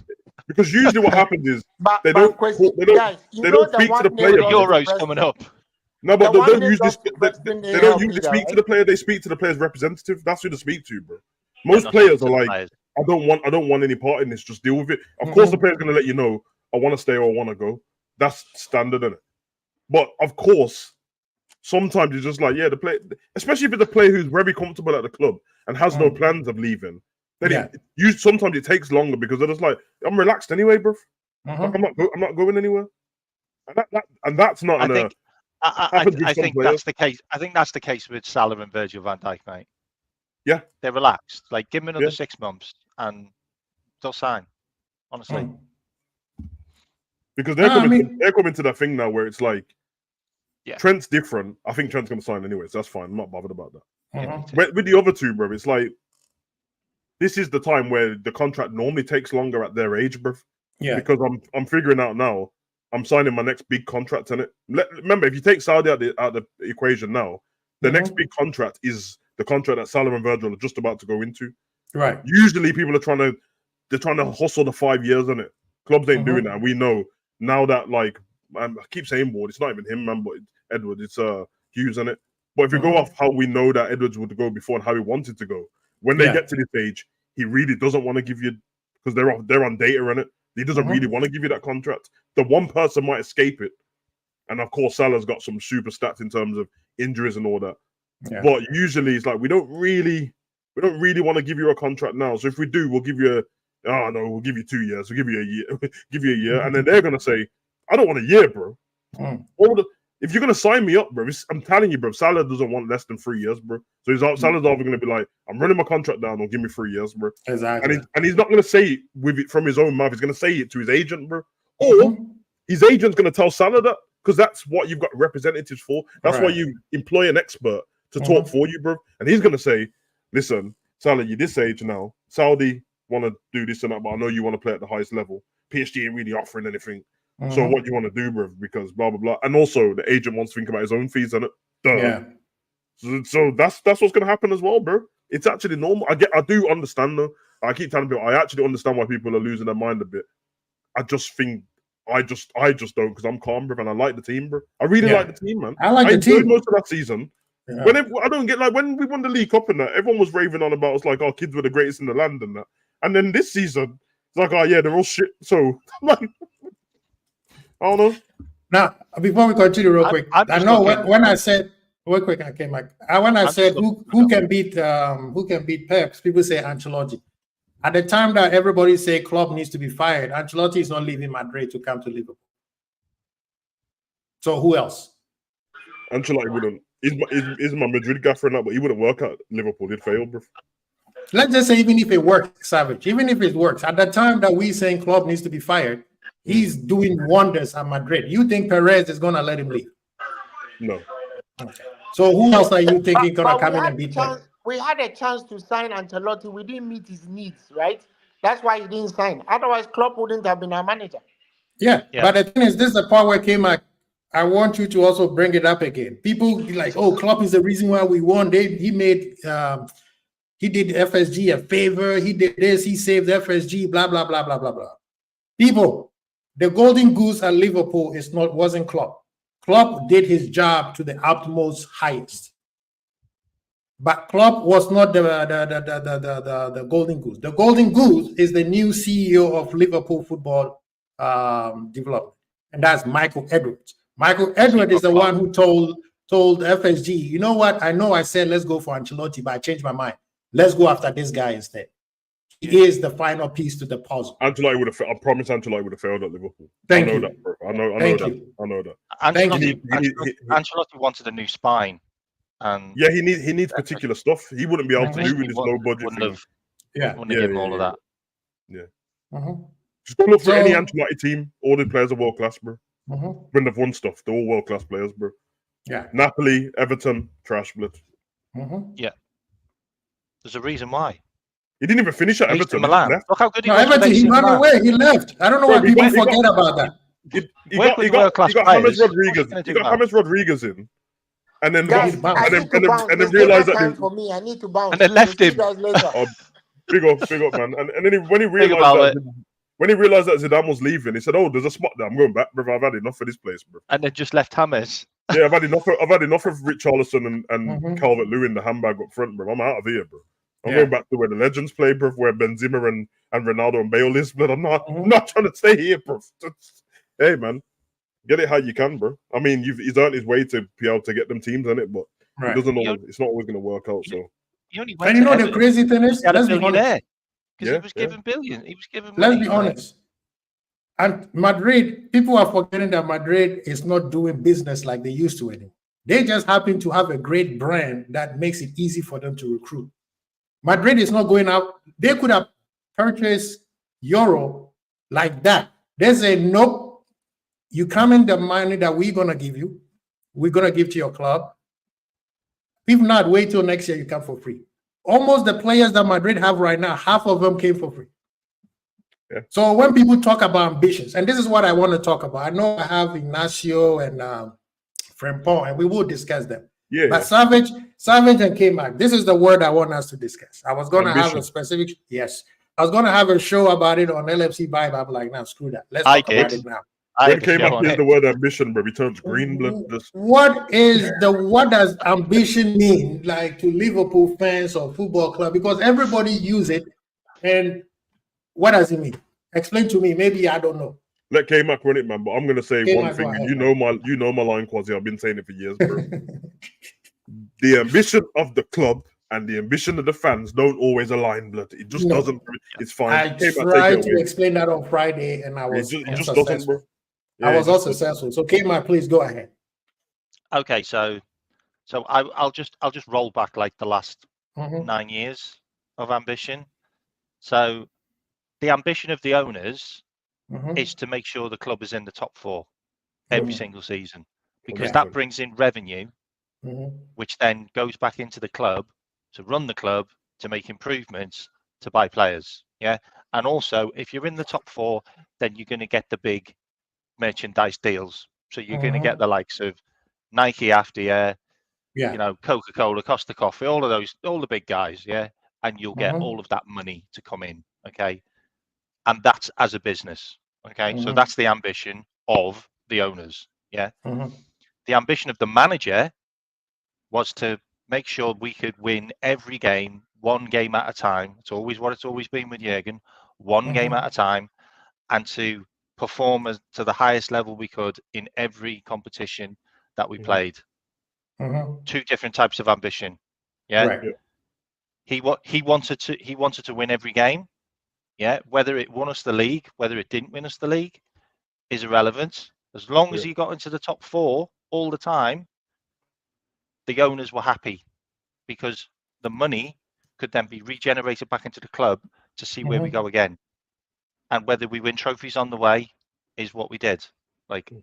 And, you know, okay, Jurgen made that comment about, you know, I'm not here to win trophies, I'm here to make friends. I think that was probably taken out of context. They definitely, I literally had a conversation about that line yesterday. People purposely took that out of context, bro. Yeah, I probably used it quite a lot as well, to be honest, when Jurgen wasn't doing well. But unfortunately, you know, we're fickle fans. But that's the ambition. It's not to spunk loads of money on players all the time, you know, whether just because the manager wants them. Like, that's not how it works. You know, to make us sustainable, to keep us at the top of the tree. I mean, we went from like 6th in the world of making money as a business up to like 3rd. We overtook Manchester United for the first time ever. So they're pretty smart, you know, man. That's ambition. Because everyone should. I mean, I say everyone should know. I only assuming because everyone pretends like they know everything about business and stuff. If you don't know, that's fine, because you're meant to be a football fan. The problem is people start talking like they do know. And anyone who knows business knows that buying a football club ain't a smart investment, bro. You usually don't make much money back. You don't make money. Somehow, these owners have managed to make money, invest in the club, help part of the city, and win stuff, bro. Yeah. And not get in trouble. The only Which is really hard right now. Really hard. Every time we pick up our phones, it's Everton, it's Nottingham, Man City, Man U, Chelsea. We're just sitting here still moaning, and I'm like, I mean, I'd rather not be you guys, bruv. You know what I mean? I'd rather not potentially get our titles taken off us or our trophies taken off us, bro. Now, K-Mac's 100% right. I understand. See that line where the book starts with the owners? It's a very smart line to use against Quasi. The owners, because they know that technically Quasi can't argue with it. But if you know business, the book starts with the owners is implying that something's wrong with the club, so you're to blame. Then you don't think there's something wrong with the club. The fans do, and it's not all the fans. So then it's just it's subjective to what's wrong with the club, because if we're making money, no one's losing their job. The winning trophies, and before anyone tells me we don't, we literally won one last season, so we do win trophies. In the top 4, revenue's higher than ever. Women's team's been built up, brought back Melwood, got AXA training ground. We're gonna go back to Adidas. I mean, it sounds like everything's not that bad. You know what I'm saying? I'm just so it stops with the owners technically if something goes wrong, but realistically, the owner, because they're not football fans, you only find ambitious guys like that. They're either super billionaires where they just like winning. They don't care about the football, they like winning, which is like usually like Man City's type of owners where everyone there doesn't care about football, but they care about being looked at as the best in whatever they do. Savage. But that's oil money, bro. That's money that you can't quantify, bro.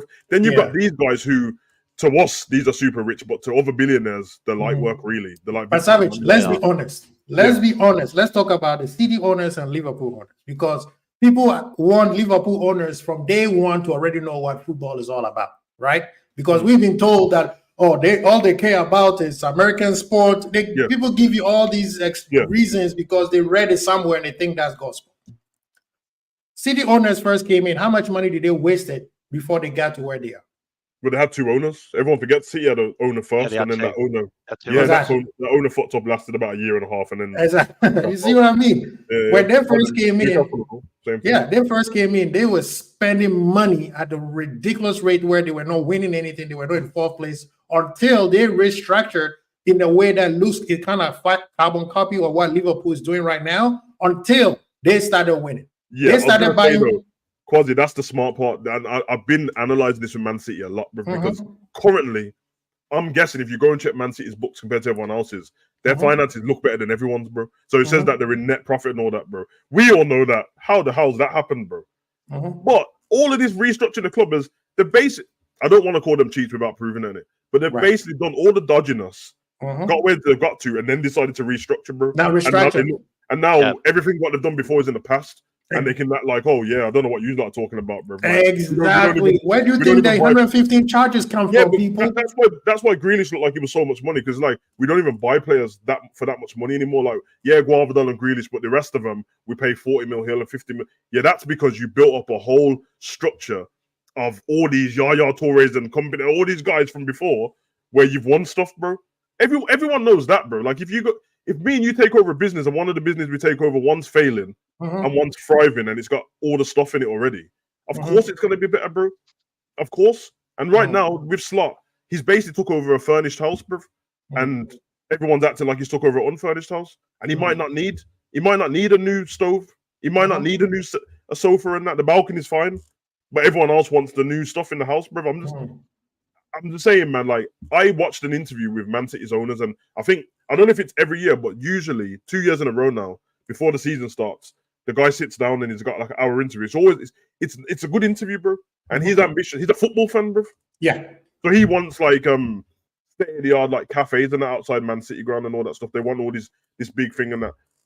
And across the world with all their other teams and stuff like that. If you're not a football fan, but you want your business to do well, then yes, there's going to be a slight thing where it's not NASCAR to us, bro. It's not baseball, but I still want my business to do well, and it is doing well.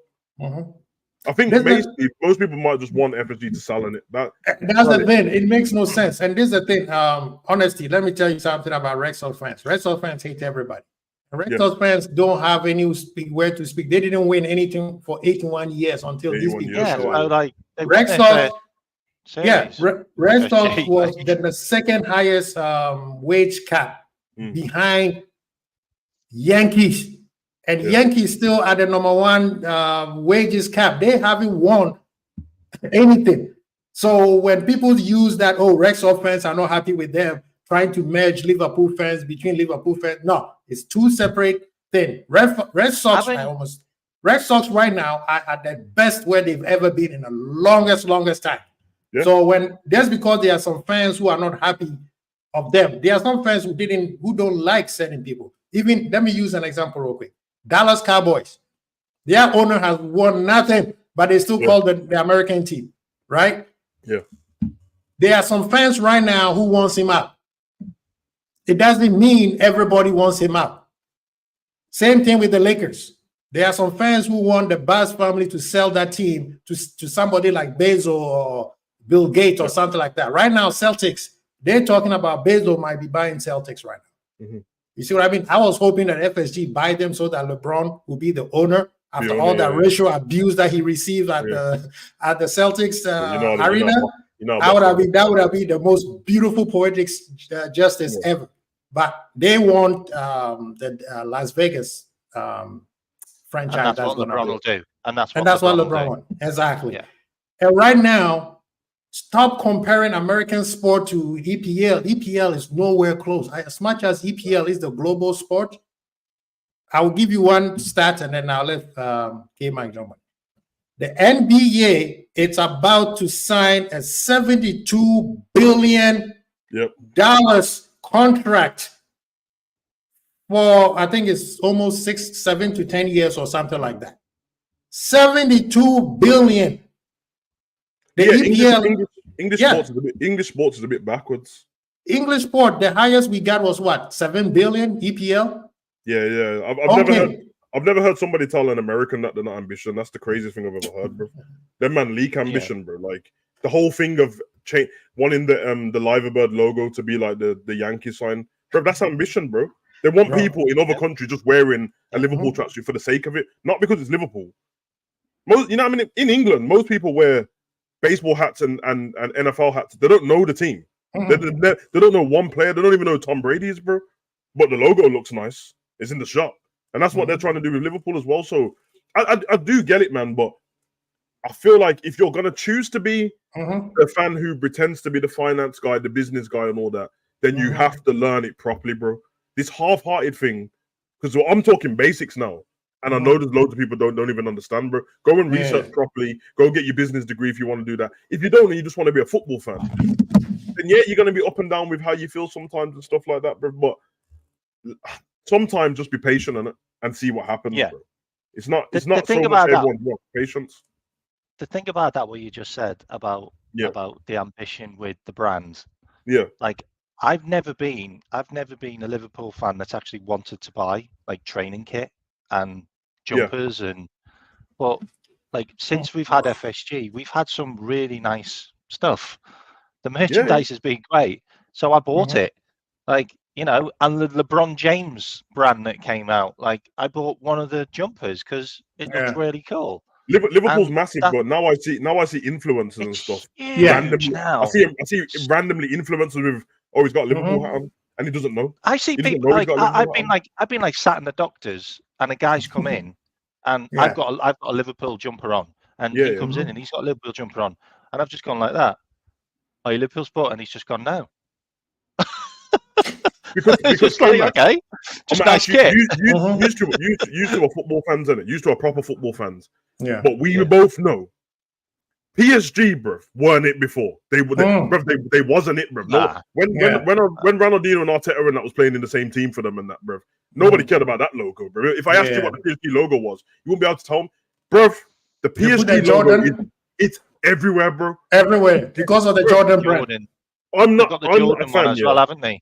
Yeah, exactly. Because I'm not a football fan that I don't wear other people's kits on it. I don't get mad with people and that, whatever. And I know like there's some, you know, I mean, some people wear like a German tracksuit and all that stuff because Adidas looks nice. I'm not mad at it. I just don't do it. And if it ain't Dortmund, Real Madrid, or Liverpool, I won't buy it. Yeah. But I've even been looking at these PSG tracksuits and I'm like, listen, man. I saw Messi in this tracksuit and it looks dope, bruv. Because that's what it does, bro. It's branding. It looks perfect, bro. Yeah. Check this out. Honesty. Yeah. Okay. So what I'm telling you, what I'm saying is, yes, you are not comparing the sport, but you have to understand baseball, American sport is made up so that one team cannot continuously win all the time. Golden State Warriors just lost Clay because they can't afford. Yeah. Right? Every year, the more you win, the more the players will want to renew their contract. And then you hit your salary cap, and then you have to let it go. There's no way Red Sox was going to be able to keep all those best players that they have. Big Papa had to retire. That's the only player they let him go. You see what I mean? American sport, the way it's set up is the more we win, the more you got to pay the players. And these teams can't afford it. Hence the reason why most of the time the small market teams, they win one of the cup and you never hear from them again. You see what I mean? The thing on that as well is, and this is a big thing which people haven't really put into the equation. When the Red Sox won, they then put those players on mad contracts. Yeah. There was then COVID for 2 years, like lockdown everywhere. They lost a absolute ton of money. Like everybody lost a ton of money. So they would have lost on all of their brand. So they would have lost on the branding probably, and they would have lost on Liverpool and also the Red Sox at the same time. Like we're quite lucky that we actually have savvy owners that manage to keep us afloat. Like never mind. Yeah, but what's the name? Bijan. They gave him the money. He refused it, and he didn't play well. Usually, a player that goes into his final contract balls out. He did not. He betted on himself, and it didn't work on his favor. Lakers wanted to give him more money. He chose to go to Dallas. I'm sorry. The Golden State has been paying luxury tax ever since these guys been winning because they've been trying to keep all of them. At this point, it's time to rebuild. That's how it is. Owners as well, man. You would naturally, you'd learn from your other peers on it, learn from other billionaires.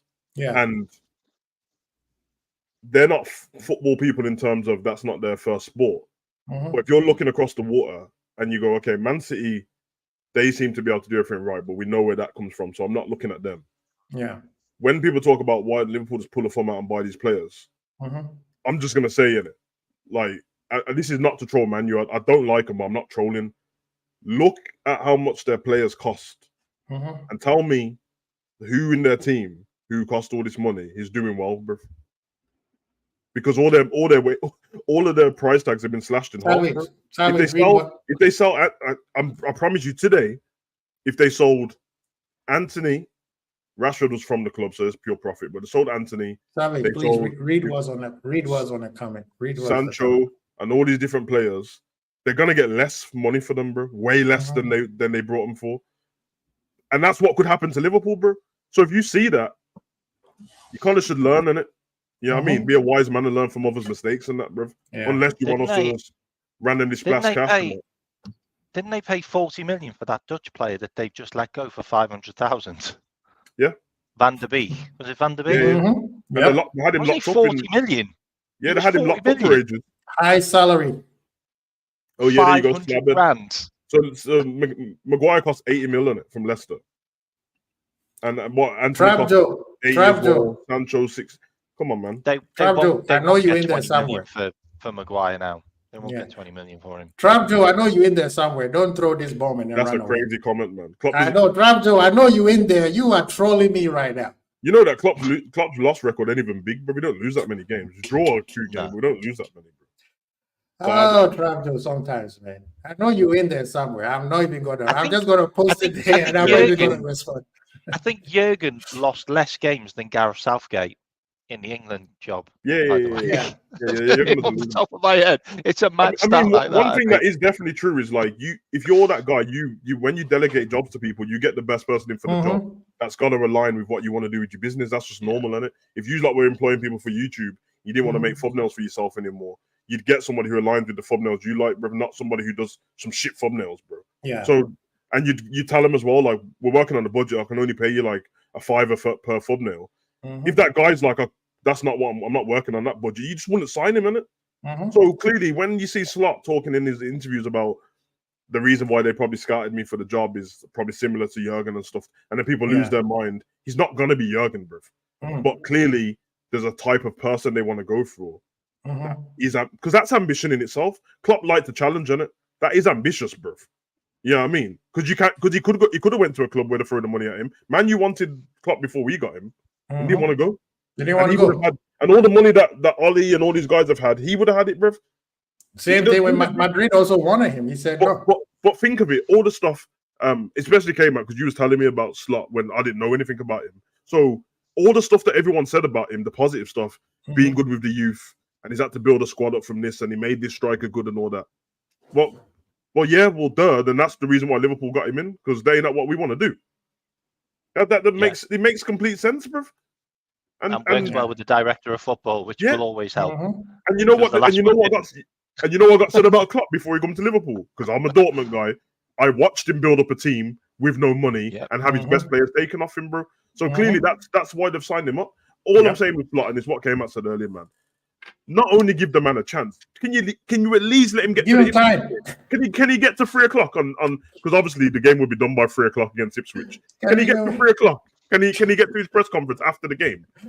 Oh my goodness. This man can't breathe, bro. Crazy. Yeah. Honestly, he's asking question: why are fans comparing LFC and Man U transfers? Man United got to sign players because they let a lot of players. Yeah. Liverpool and Man United are not on this level. If you're further behind somebody, then naturally you have to do more to even catch up with them. Never mind, get ahead. So at the moment, they're doing enough to try and catch up with Liverpool and catch up with Villa. I also think as well. Our fans are so fixated with the fact that Matip and Thiago left on freeze, but they've also forgot that we got Kwanzaa in, like he came from nowhere. And also those fans wanted Matip and Thiago gone anyway, bro, completely. Yeah. In fact, people talking about you've got to bring that comment up, Kwasi, the one from Ash. This one? They showed Euro a green screen. And you have to think as well for the Man U fans. You got to pray for them still because they have to now. They have to live and die on the hill of the players who've just signed. I mean, you guys saw what Saeed was doing. He's all excited, shades. Yesterday I watched the whole Man U game, the Man U Rangers game. I watched the whole thing. There's no football. Did Rangers have more chances? Nah, to be fair, Man, game. Technically, but there weren't proper chances. But like Man U were the better team. The first half team of Man U, which was most of their proper players, they were good, and there was a few good young'uns in there that I was like, yo, he's really good. Then the second half team, they weren't very good at all. Yeah, bro, I'm watching this game and I'm like, let me see what they say after this game for the people that ain't watched it. When I saw the clips of Lenny Euro on Twitter, I'm like, oh my god, I just watched this game. He wasn't rubbish. No, he wasn't rubbish at all. No, he wasn't. But if any of Liverpool players did the game what he did, you'd be like, oh, he was good today. You wouldn't say he had one slide tackle and then one block where he just stood there. And then I went on a watch along while the game was on, and they said at half times, I think it was Saeed, was like, yeah, the passing through the lines. Oh my god, he's passing. If Rashford gets on, he's passing. Like, let me tell you what Terry. There's one that Terry posted, and I was like, bro, you sit on your channel, debate everybody, try to be all knowledgeable and stats minded and all this stuff. And he said, Savage, his passing range is Grace was like, what the passing range is the key word that running around yesterday. Oh my god. United are back. That's the one I see. They're back, and don't worry about the 10 Hag. I've heard that so many times. Remember 10 Hag was a scrub the week. It was a scrub the week before 10 Hag, but now Ineos. I didn't know Ineos coached the team. But all right, listen, Liverpool fans, I'm not telling you what to do in it, but join me in silence against Man U, bro, because I promise you the fall off will be monumental. It's going to be so sweet. I give him till December. I did the same thing all season with Arsenal. Every time an Arsenal fan said anything to me, I was like, "Nah, you're doing well, man. You're doing well." He's like, "Oh, we're going to win the league." I said, "Oh, okay, man. Liverpool fans will tell you might want to look over your shoulder." And then when he got to the last week, oh my god, the smile I had on my face, bro. I was just like, I don't even need to say words to you people. I just got to look at you, bro. Bigger fish to fry. Get out of here, man. If you he's the reason why England didn't win. He's the reason why England didn't win. Who said that? I still can't remember who said big fish to fry, but it's always... It was Robbie. It was Robbie, was it? Yeah, bro. It catched in my head, like... But I'm telling you, by December, we have people in the chat. Thank you so much for being in the building. Please hit the like button. Please hit the like button. Please hit the like. You hit the like button right now. We will be over 30 right now. So please hit the like button. You know, how can you have bigger fish to fry when you went at the stove for 20 years? And then hit the sub, man. Hit the sub. Goes to Savage channel. Savage Talk Football. Savage Talk Wrestling. Go check him out. K-Mac channel. K-Mac football channel, right? He's in the building. Please go there and support him. K-Mac channel. Savage, the reason why England did not win the Euro was because of Robbie doing that call of action that he did against Manchester City, and that they got embarrassed. And he did the same thing for England. And now, Southgate got to go. So I'm like, bro, it's your fault. like I said, by December, I promise you, Manchester United fans is going to be crying. We want him out, man. I'm tired of this, man. That's exactly what's going to happen. December, you will all say slot out. Yeah. Amen. And the thing is, this is a crazy thing. Oh. Yes, they got a new ownership. The new ownership is basically a director of football who's bringing his own money to help the club. Man United have to rebuild the whole stadium.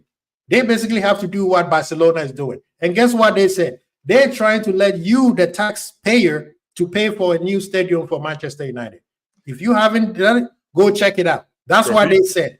But you upset that Liverpool. Yeah. You upset that Liverpool owners gave us a loan for us to pay it with no interest, and which we have paid back already. Liverpool at this point is debt free, but you want to be like Manchester United that is asking you, the taxpayer, to build them a new stadium. Have you seen their training center?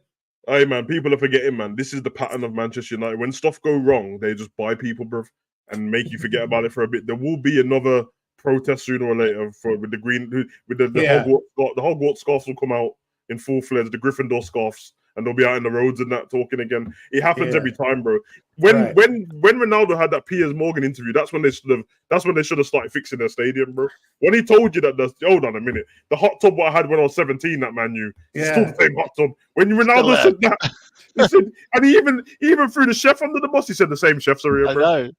Yeah. And I hear it because when in Ronaldo's head, it's like, when I joined the club, the chef was 60 years old, and I'm back now, and I'm nearly 40. That means this chef is 80 years old, bro. Plus, he gotta go, bro. He's still making bangers and mash from the early 2000s, bro. You gotta go. Yeah, man. Trap Joe said Savage loves to cook. Nah, big up, bro. You have to understand, man. Like Ronaldo is, bro. Forget how you feel about him as a footballer, even though he's definitely cold, bro. Whether he's the best or not, whatever.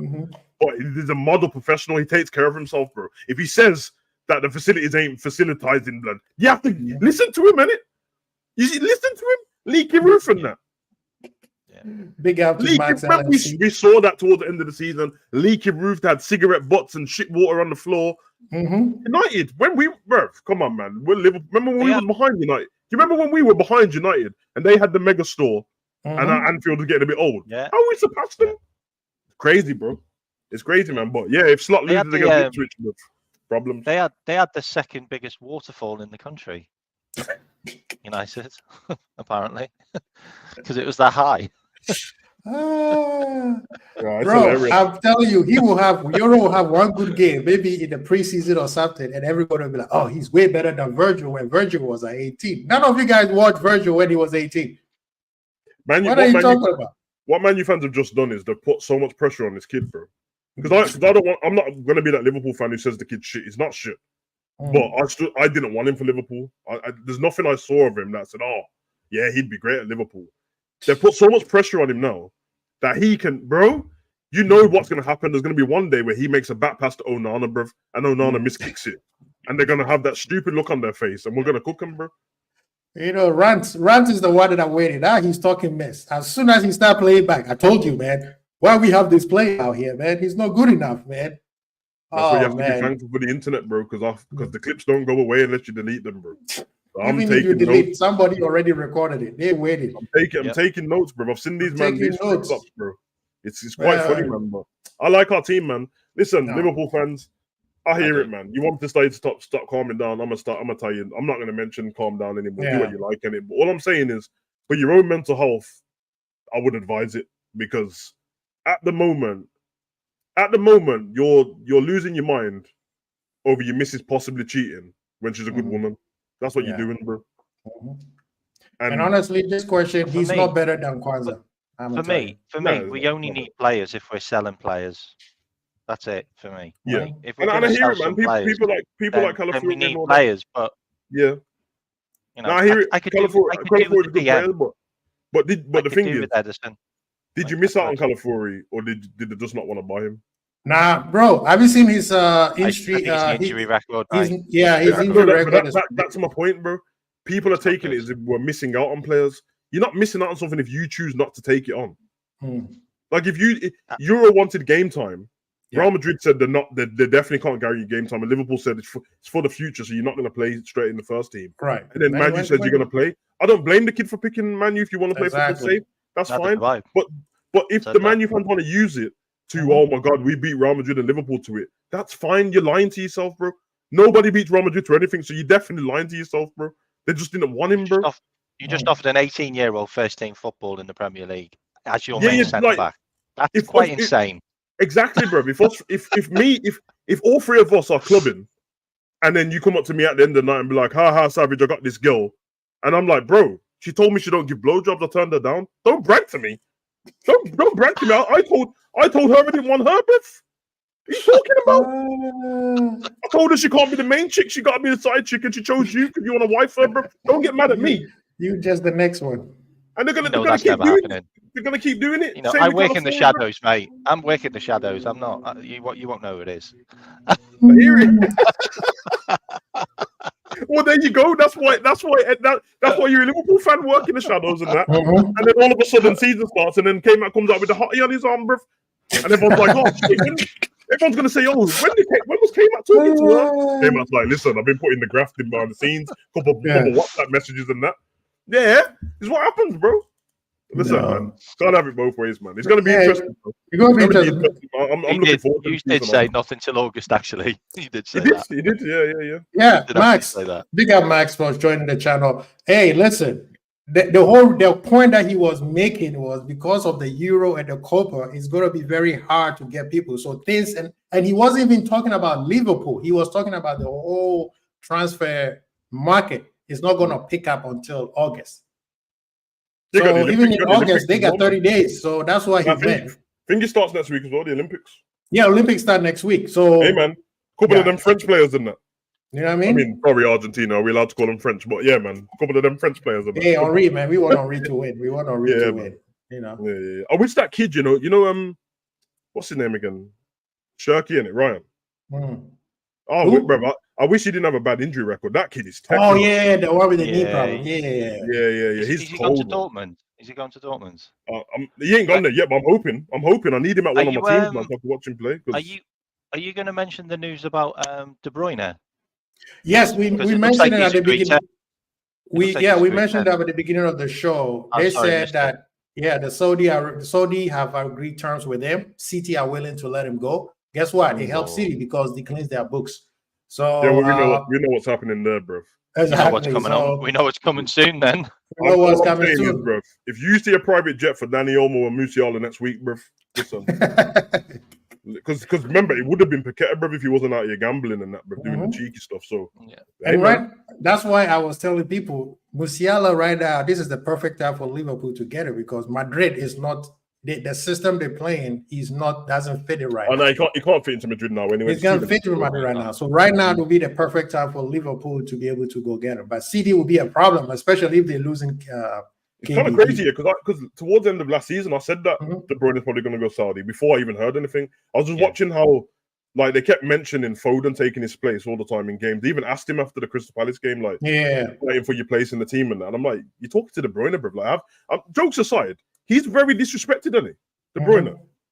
Like, no, they don't want to put him in they don't want to give him no Ballon d'Or ever, bro. No one ever wants to big it. He's cold. He's so good, bro. But last season, we saw that all of a sudden, he was a couple of arguments with Guardiola, what we're not used to seeing, and that, bro, like, getting subbed off. You got to go, man. Big up. See you, man. Yeah, there's a couple of arguments with Guardiola last season. Support Liverpool and Slot. Come on. Yes. So you knew that was going to happen, man. And obviously, we've got Foden. They're going to need somebody else as well. It's interesting, man. I mean, the thing is, people don't understand that City, rather, Pep is not staying beyond this season. Nah, that's what I was about to say. It's Pep's last season, bro. This is Pep last season. So a lot of the players are saying, hey, we won what we needed to win. It's time for, especially the older players. They're going to move on. So City right now needs to start planning for the next manager. You know what's crazy? Yeah, obviously, on managers that are available at the moment, well, not available. Teams that people have to leave. Because I was going to say De Zerbi, but he ain't going to leave Marseille after one season. Doubt it. Yeah. I can't think of anyone who take him over because unless they go with Zidane. I think this is the person I'm suspecting. I think even Zuberi brought it up. What's that team that they own in La Liga? Oh, I know what you talk. Michel, bro. You're talking about the Girona manager. Yeah, Girona, that guy. Well, he's part of the City group already, isn't he? So yeah, so that could be and Pep's brother is the CEO of that. Yeah, So I'll be honest, bro. The way they play football, identical. They're so good. They're so Identical. good. They keep a lot of the ball. They're great at defending. Yeah, Michel, he's cold, man. He'd be good at Man City, actually. Yeah, now Guzman is not going to come after Pep. I mean, talking about people following Klopp, the next person following Pep is going to be Peak. So right now, when I keep telling people that Arteta is going to be the Don real soon. Jokes aside with Arsenal, I like Arteta. I think he's a good manager. No, Arteta's done very well. He organizes his team very well, bro. I think he's got pieces missing of the puzzle, and I feel like he knows he went into the season missing those pieces. Yeah. But I don't think he can do much about it. And look, he got very close without them. Like, really, he hasn't got like the. Hey, Jesus is actually good, but as a clear out striker, you need somebody who's just an absolute. If they had Ishak last season, they probably would have won the league, bro. Yeah. So yeah, it's interesting with Arteta. Maybe he might go back to Man City, bro. I don't know, bro. Because Guardiola said in his interview before, he said Arteta would have been perfect for City even when he was the number 2. When he was there, yeah. Now, so that would have been. Benjamin, are you still doubting me? I'm not saying. I mean, he's the only manager who have challenged Klopp and Pep all these years. Obviously, if you take our rivalry aside with Pep, he's a great manager, man. And I actually like listening to him talk as well, man. It's quite entertaining to listen to. No, he's smart. He knows what he's talking about. But for the grace of football, I need him to leave, bro, because this thing where everyone just copies the Pep Guardiola, it's ruining football for me, man. I liked it when there was a couple of teams bopping the ball around, didn't it? I can't watch everyone play like that. Everybody wants to play like that. And that's why what football will turn into if everyone keeps doing that is, you remember that 0-0 game between Arsenal and City towards the end of the season? Every game will end up being like that, bro. Everybody wants to be over tactical or that kind of stuff. Yeah, man. I've been watching like clips of the past Premier League years and stuff like that. And don't get me wrong, sometimes nostalgia makes you feel like the football was better than it was. True. But there is a period, even not that long ago, where football was really good, man. And I feel like there was a gap. Listen, man, I know Klopp's gone now and that, bro, but I'm very grateful for Klopp being our manager. At least there was a competition with Pep for a while, man. And he did his own way. Klopp did his own style, bro. Not even close to being Pep. And it worked. It worked. It just didn't work as much as wanted. But look, it was fine margins in it. And the better manager won more often. That's what you expect, though. If someone's better than you, bro, I expect him to win more often. But for the up-and-coming managers, I think if you take some things from Klopp and some things from Pep, which Slot is, and then you have like a middle-range mentality where you're not too loyal to certain players, but you're not whatever. You're not too cutthroat. You probably got the perfect manager, bro. It might be Slot. Could be. Maybe we'll find out after this season in the Bundesliga, because Alonso is still the same, I was watching him towards the end of the season, and he was struggling. Yeah, but he's got good management skills, man. No, that one he's good. Yeah, you're right. Yeah. Because he did where he was changing the team towards the end of the season. He kept doing weird stuff with the team, and then Schick would turn up in the 97th minute and win him the game or something like that. But it's a big test. If Company goes and wins the Bundesliga in Bayern, I'll be so happy. Then for the culture. Yeah, then we'll be like, okay, then. That's the only reason I will support Bayern, just for the culture. That's but then it means that Alonso's obviously not shit, but it means, okay, so we can't sustain new challenger. Obviously, for me, I want Dortmund to win. I want to see Leipzig still play good because they're pretty good at football. I like Frankfurt as well. But in Germany, speaking to my German friend, the culture in Germany is somebody win it, just not Bayern. That's literally the culture, bro. Yeah. Which is kind of what's turned into England now. It's like it should be somebody win it, not City. But all the other fan bases are so annoying that everyone's like, you know what, just let City have it. Let City win. You know how disrespectful it is for City fans. Oh, bro, Quasi, last season. I've been saying it. Last season, if we're realistic, we should have wanted Arsenal to win the league. Innit? Once we fell out the race, we should have all wanted Arsenal. But their fans are so annoying that I said, nah, I'd rather Man City just win it than Arsenal win it. And that's how it is, man. When Leicester won it, I was happy for them to win it. I mean, that's the thing with EPL. Everybody is so tribal. Oh yeah, rather have the team from nowhere. You know what, Luton, you win. I don't care. Yeah, I don't want Man U, City, Chelsea, or whoever. Tottenham, no, they're not going to win anyway. So we don't care. But yeah, but Arsenal fans are the reason why they keep losing. And the thing is, yes, they build it, but the power Arsenal fans also needs to understand. You're not going to continue to build. Eventually, you have to make a stand and win. Eventually, somebody's going to find you out, and it doesn't matter how many new players you bring in, it's not going to work. You know? Yeah, they build, they've been building, and eventually you're going to get found out. So, and right now with the new Champions League, all teams are, everything is going to be different. This season is so pivotal, people don't get. That's why Liverpool fans need to calm down and let this manager do his work. Everything at Liverpool is not the same anymore. So we can't keep crying over the owners, crying over the players or whatever. If you bring the wrong player into this team, it'll take us another 2 to 3 years to refix it because we're going to be that might be the reason why I'm so patient, because I don't even have anything to go off with Slot. So at least let him build up something where I can go, okay. At the moment, people are just tarnishing him with stuff that there's nothing to tarnish him with, bro. Yeah. And you got Thingy as well, man. You got Maresca now at Chelsea, and I think he's going to play good football because he played really good football last season. Yeah. So it's going to be interesting, man. So honestly, he's asking, the reason why they sued the Premier League was because they're trying to muddy the case for Premier League. Because the only reason why they would sue Premier League because they figure out that the Premier League is not going to protect him anymore. All this time, everybody was trying to come up with a perfect deal so that they could let everything go away. And I'm thinking, City Group have been told, bro, we can't protect you anymore. So you're gonna face the firing squad on your own. So they'll be like, oh, okay, then I'm gonna sue you. They try to muddy the whole case. So they sue you for discrimination and all that stuff. Now everybody is looking bad, right? The advertisers like, well, if you discriminate against Arab people, why should we buy your channel?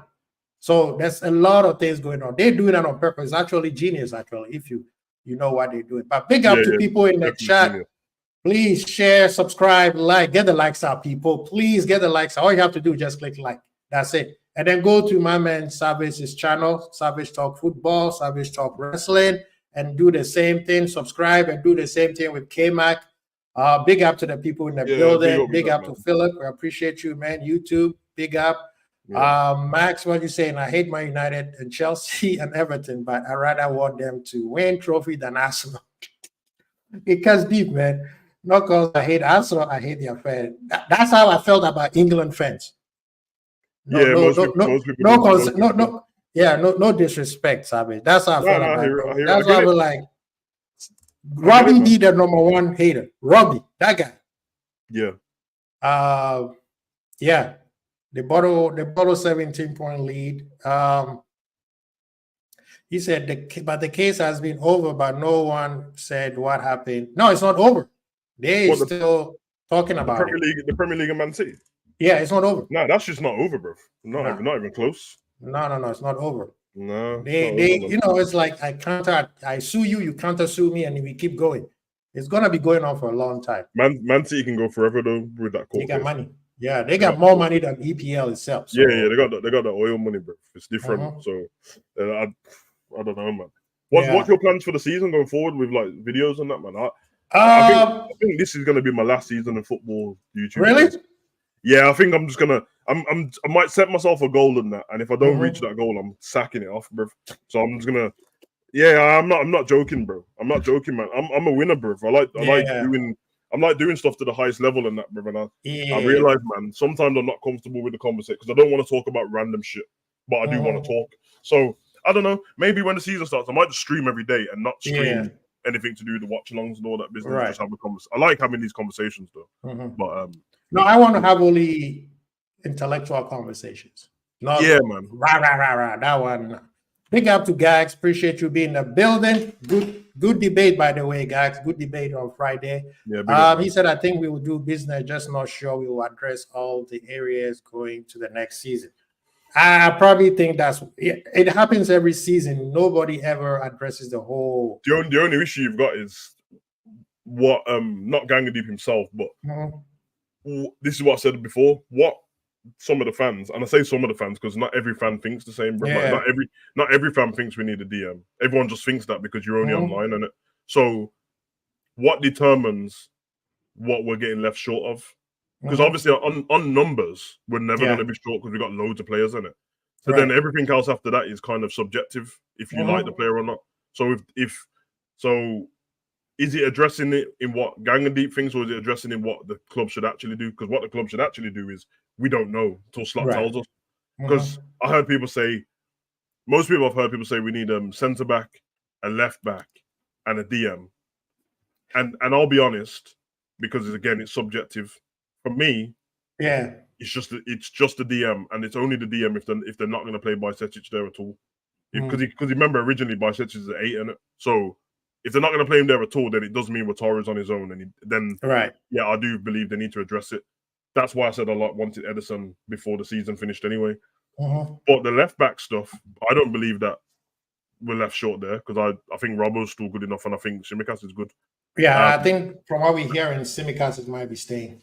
Yeah, exactly. And in the centre back area, it's only because people have taken it and gone, okay, Gomez isn't a centre back, but Slot, we don't know what Slot thinks. Yeah. So then all of a sudden it's like, well, then you do have enough people in defence as well. So then what do you do? So I'm just saying, and because remember, it's not as clear cut as, oh, you need 5 centre backs or you need 4 centre. There's no rule. There's no rule to say you need that many.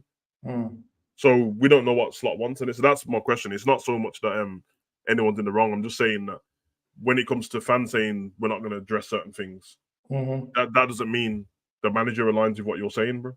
Clearly, Klopp didn't sometimes either. I mean, sometimes we said, "Oh, we need this," and Klopp said, "No, we don't." Sometimes, and that's what I'm trying to say to Gang. We think we need more, but he's like, "Nah, I'm training with them." Unless everyone's going to pretend like they've been perfect as a football fan the whole time, like in predictions and that. Sometimes we've been wrong, and sometimes we've been right. Yeah.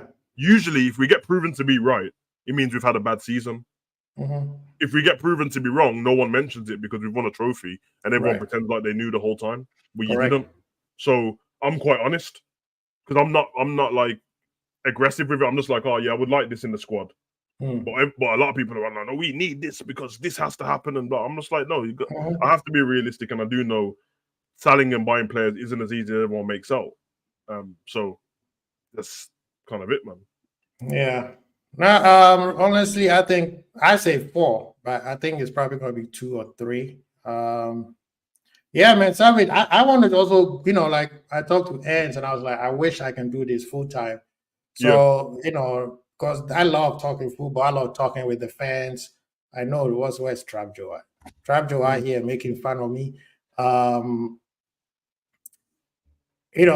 this year I want to try to do what they call it, a little bit of watch alongs. I'm gonna try to see if I can do 2 to 3 a week. But I want to go all in because I want to make sure our voices are heard because the noise is too hard sometimes, and it's annoying. You know what I mean? I don't want to do like I retire and then come back like Jordan. Yeah, same. And I don't want to either, man. I don't want to veer away from having fun because what I'm finding in when I said that, like probably my last year, it's not because I can't hack it, but it's easy. But it's not easy, but I can talk all the time. The problem I have is the mission statement with most of the fan channels in the beginning was we're going to try to do something different to what the regular media does and try but it seems like everyone just wants to do what the regular media is doing anyway.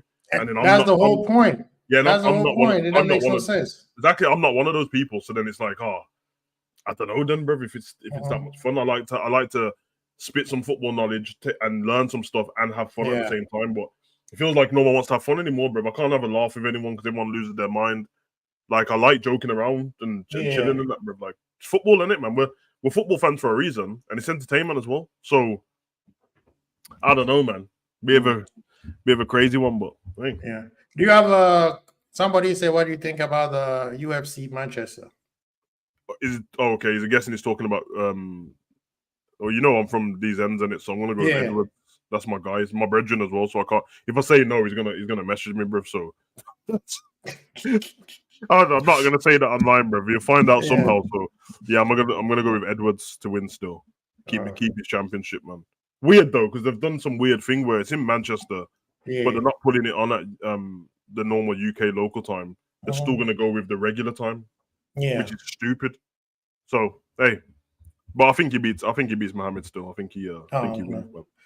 Yeah.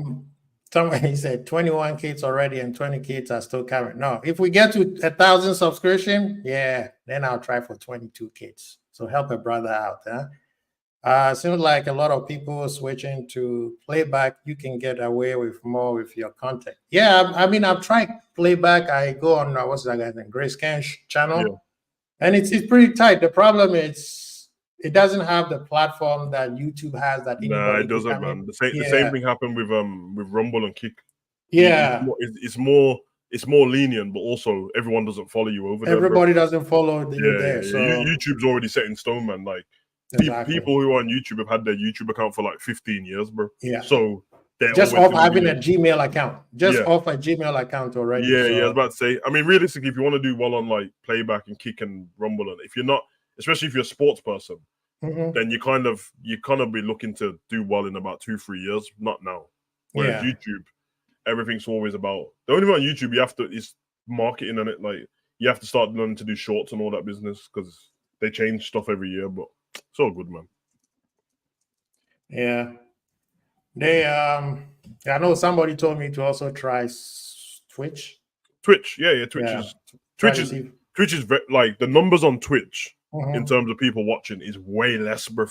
But it's a bit more lenient and it is a streaming platform, so there is some benefits to it. But yeah, you could try Twitch. Remember, if you on StreamYard, you can stream to Twitch and YouTube at the same time. You might as well do it. Right. That's what I do for wrestling. When I do a wrestling stream, I stream on Twitch and YouTube at the same time. So well, let's try it. Yeah, man, people. Thank you so much. Thank you so much. We appreciate you guys being with us. Big up to Savage. Big up to Uncle Albert. Big up to K-Mac. All the people in the chat, man. If I start, big up to Richard 65. Big up, man. This guy's in the Lion Den, man. This is an Everton fan.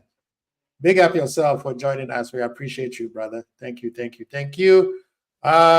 the new love Trap Joe, I swear to God. Please go to Savage channel, subscribe. We don't want him to leave, so please go subscribe so that he feels guilty for not leaving. No. He might not talk football, but he will talk to wrestling. I know. I slowed down on the football side a lot myself because I was on everyone else's channel and that. So I know what I'm gonna do. I'm just gonna wait for the season to start, and I'm gonna go full out on the channel for 9 months because that's how long the season's about 9 months. And then when the season's done, if I don't get to the goal I want, I'm out of here, bro. So yeah, man, that's the plan. Yeah, man. So please do so. We want him to be here for a long time because Slot is about to feel some heat, and we have to be here to support Liverpool. Please get the subs up, please. For myself, my goal is to be at 300 before the end of the month. So please get me out there. I hope the likes, and we have one of our resident panelists, aka Liverpool 12 man, is also in the building. Please go to his channel. This man has been working his behind off. Every day I'm hearing that he has a show on there, but he refused to invite me. Now 12 man. I'm not taking it personal. I'm not taking it personal. My feelings are not hurt. When it comes to the football space, bro, I don't know who works harder than 12 man still. You know what I'm saying? Bruv, my algorithm, I tell you, if I refresh my YouTube, he's live, bruv. He's live, bruv. That's how I know, man. So I'll be big enough. I respect people, respect the hard work, man. Respect the hard work. It's not easy at all. Finding time alone, it's always a problem because we want to make sure we get you guys at the right time so we can all communicate. So big up to yourself. Appreciate every single one of you guys who showed up today. Please share, subscribe, and like. Let's get the likes up before we leave. If you're leaving right now, just click the like as you will make your way at the door. And tomorrow we'll be back with what man them saying and see what the news are saying. It seems like we're gonna be hearing more noise about Liverpool transfer starting this week. So something will happen. People just be calmer. And then I think this next week or Saturday or Sunday, Liverpool play against Real Betis. Yeah, 27. So, yeah, this is where we're gonna see what the Onslaught's tactics is gonna be. That will give us. Oh yeah, that game will be a good time for you, lot. Bro. I think for us it's like 1 a.m. or something like that. Yeah, I think they're in the States, so it'll be perfect for me. Hey man, I ain't trying to watch Adrian have a masterclass, bro. I might just leave it, bro. I just might wait for you to review it, bro. Because if Adrian starts making top corner saves and that, we're in the mud, man. Oh man, what's the name? Trump just said I should start the beef with Anfield Agenda channel. Okay, I'm gonna try. Is that the Irish Don? The bald dude, the Onslaught looking. Yeah. That guy, man. Oh my god. He's funny, man. He used to be on, he used to be on Fingers channel. He used to be on Goldbridge's channel. Yeah. But then I remember because one day he just walked off. Somebody said something in the chat, and he walked off mid live stream, bro. And then he never returned, bro. You know how many times he has tried to quit? When people go hard on him, he's like, "Yeah, mental health, man. I can't do this anymore." I hear it still, man. But that's what I'm saying, bro. The internet's not for everyone, bro. Yeah, exactly. Yeah, man. You can't take the praise and that, and then when somebody says something bad, you have to just ignore it, bro. Big up, Max. Thank you, man. Thank you. I appreciate you. Tell your friends, please. I hope you subscribe and tell your friends and let them also subscribe to this channel, because trust me, there are great channels out there that I support. Ensman TV, Mounts. I forgot what Mounts it's. Big Six Bands, isn't it? Big Six Bands. Great show. Jamie. 12 Man, like I said, Savage, of course. They're like my man Fozzy too. Fozzy channel, big big big up Fozzy. Big up to that man. He does great work out there. So yeah, that's true. He has over 200K.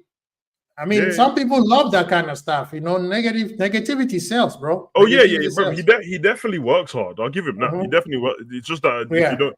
It's just that we know it's a lot of propaganda sometimes, isn't it? Exactly. I guess for some people, if you end up doing it full time and you don't do it organically at the beginning, you're stuck telling lies, bro. You have to tell lies now because you can't pay your rent otherwise, bro. So you have to kind of that's the advice to anyone starting a YouTube channel. The way you start, bro, always improve, but make sure your mission statement is you and it. So if you're an honest guy, stay being honest, bro. If you're a liar, then stay being a liar, bro, because otherwise your bills ain't getting paid and them kids ain't getting fed. Facts. You gotta do what you gotta do. Sometimes you have to sign the contract with that devil. Talking Cop, also another good channel. I think he's the American kid, right, from Texas. I'm trying to see if me and him can collab a couple young kid.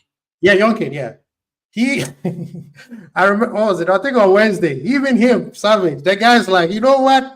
I'm done with this negativity. I'm done listening to people who always say FSG out, club out, all this nonsense. I'm just gonna wait. The man just like, this is madness. It's the same thing over and over being perpetual. I was like, bro, welcome to the real thing. Yeah, it's jokes. Yeah. But his partner, though, I'm not gonna say names, but his partner, that kid. Oh, I know who you're talking about straight away now. Yeah, we'll leave it at that. Big up honesty, man. Thank you for always support the channel, man. I appreciate you. Anyway, people, man, we got to get out of here. We appreciate you. Quincy Bolt, Savage. Peace.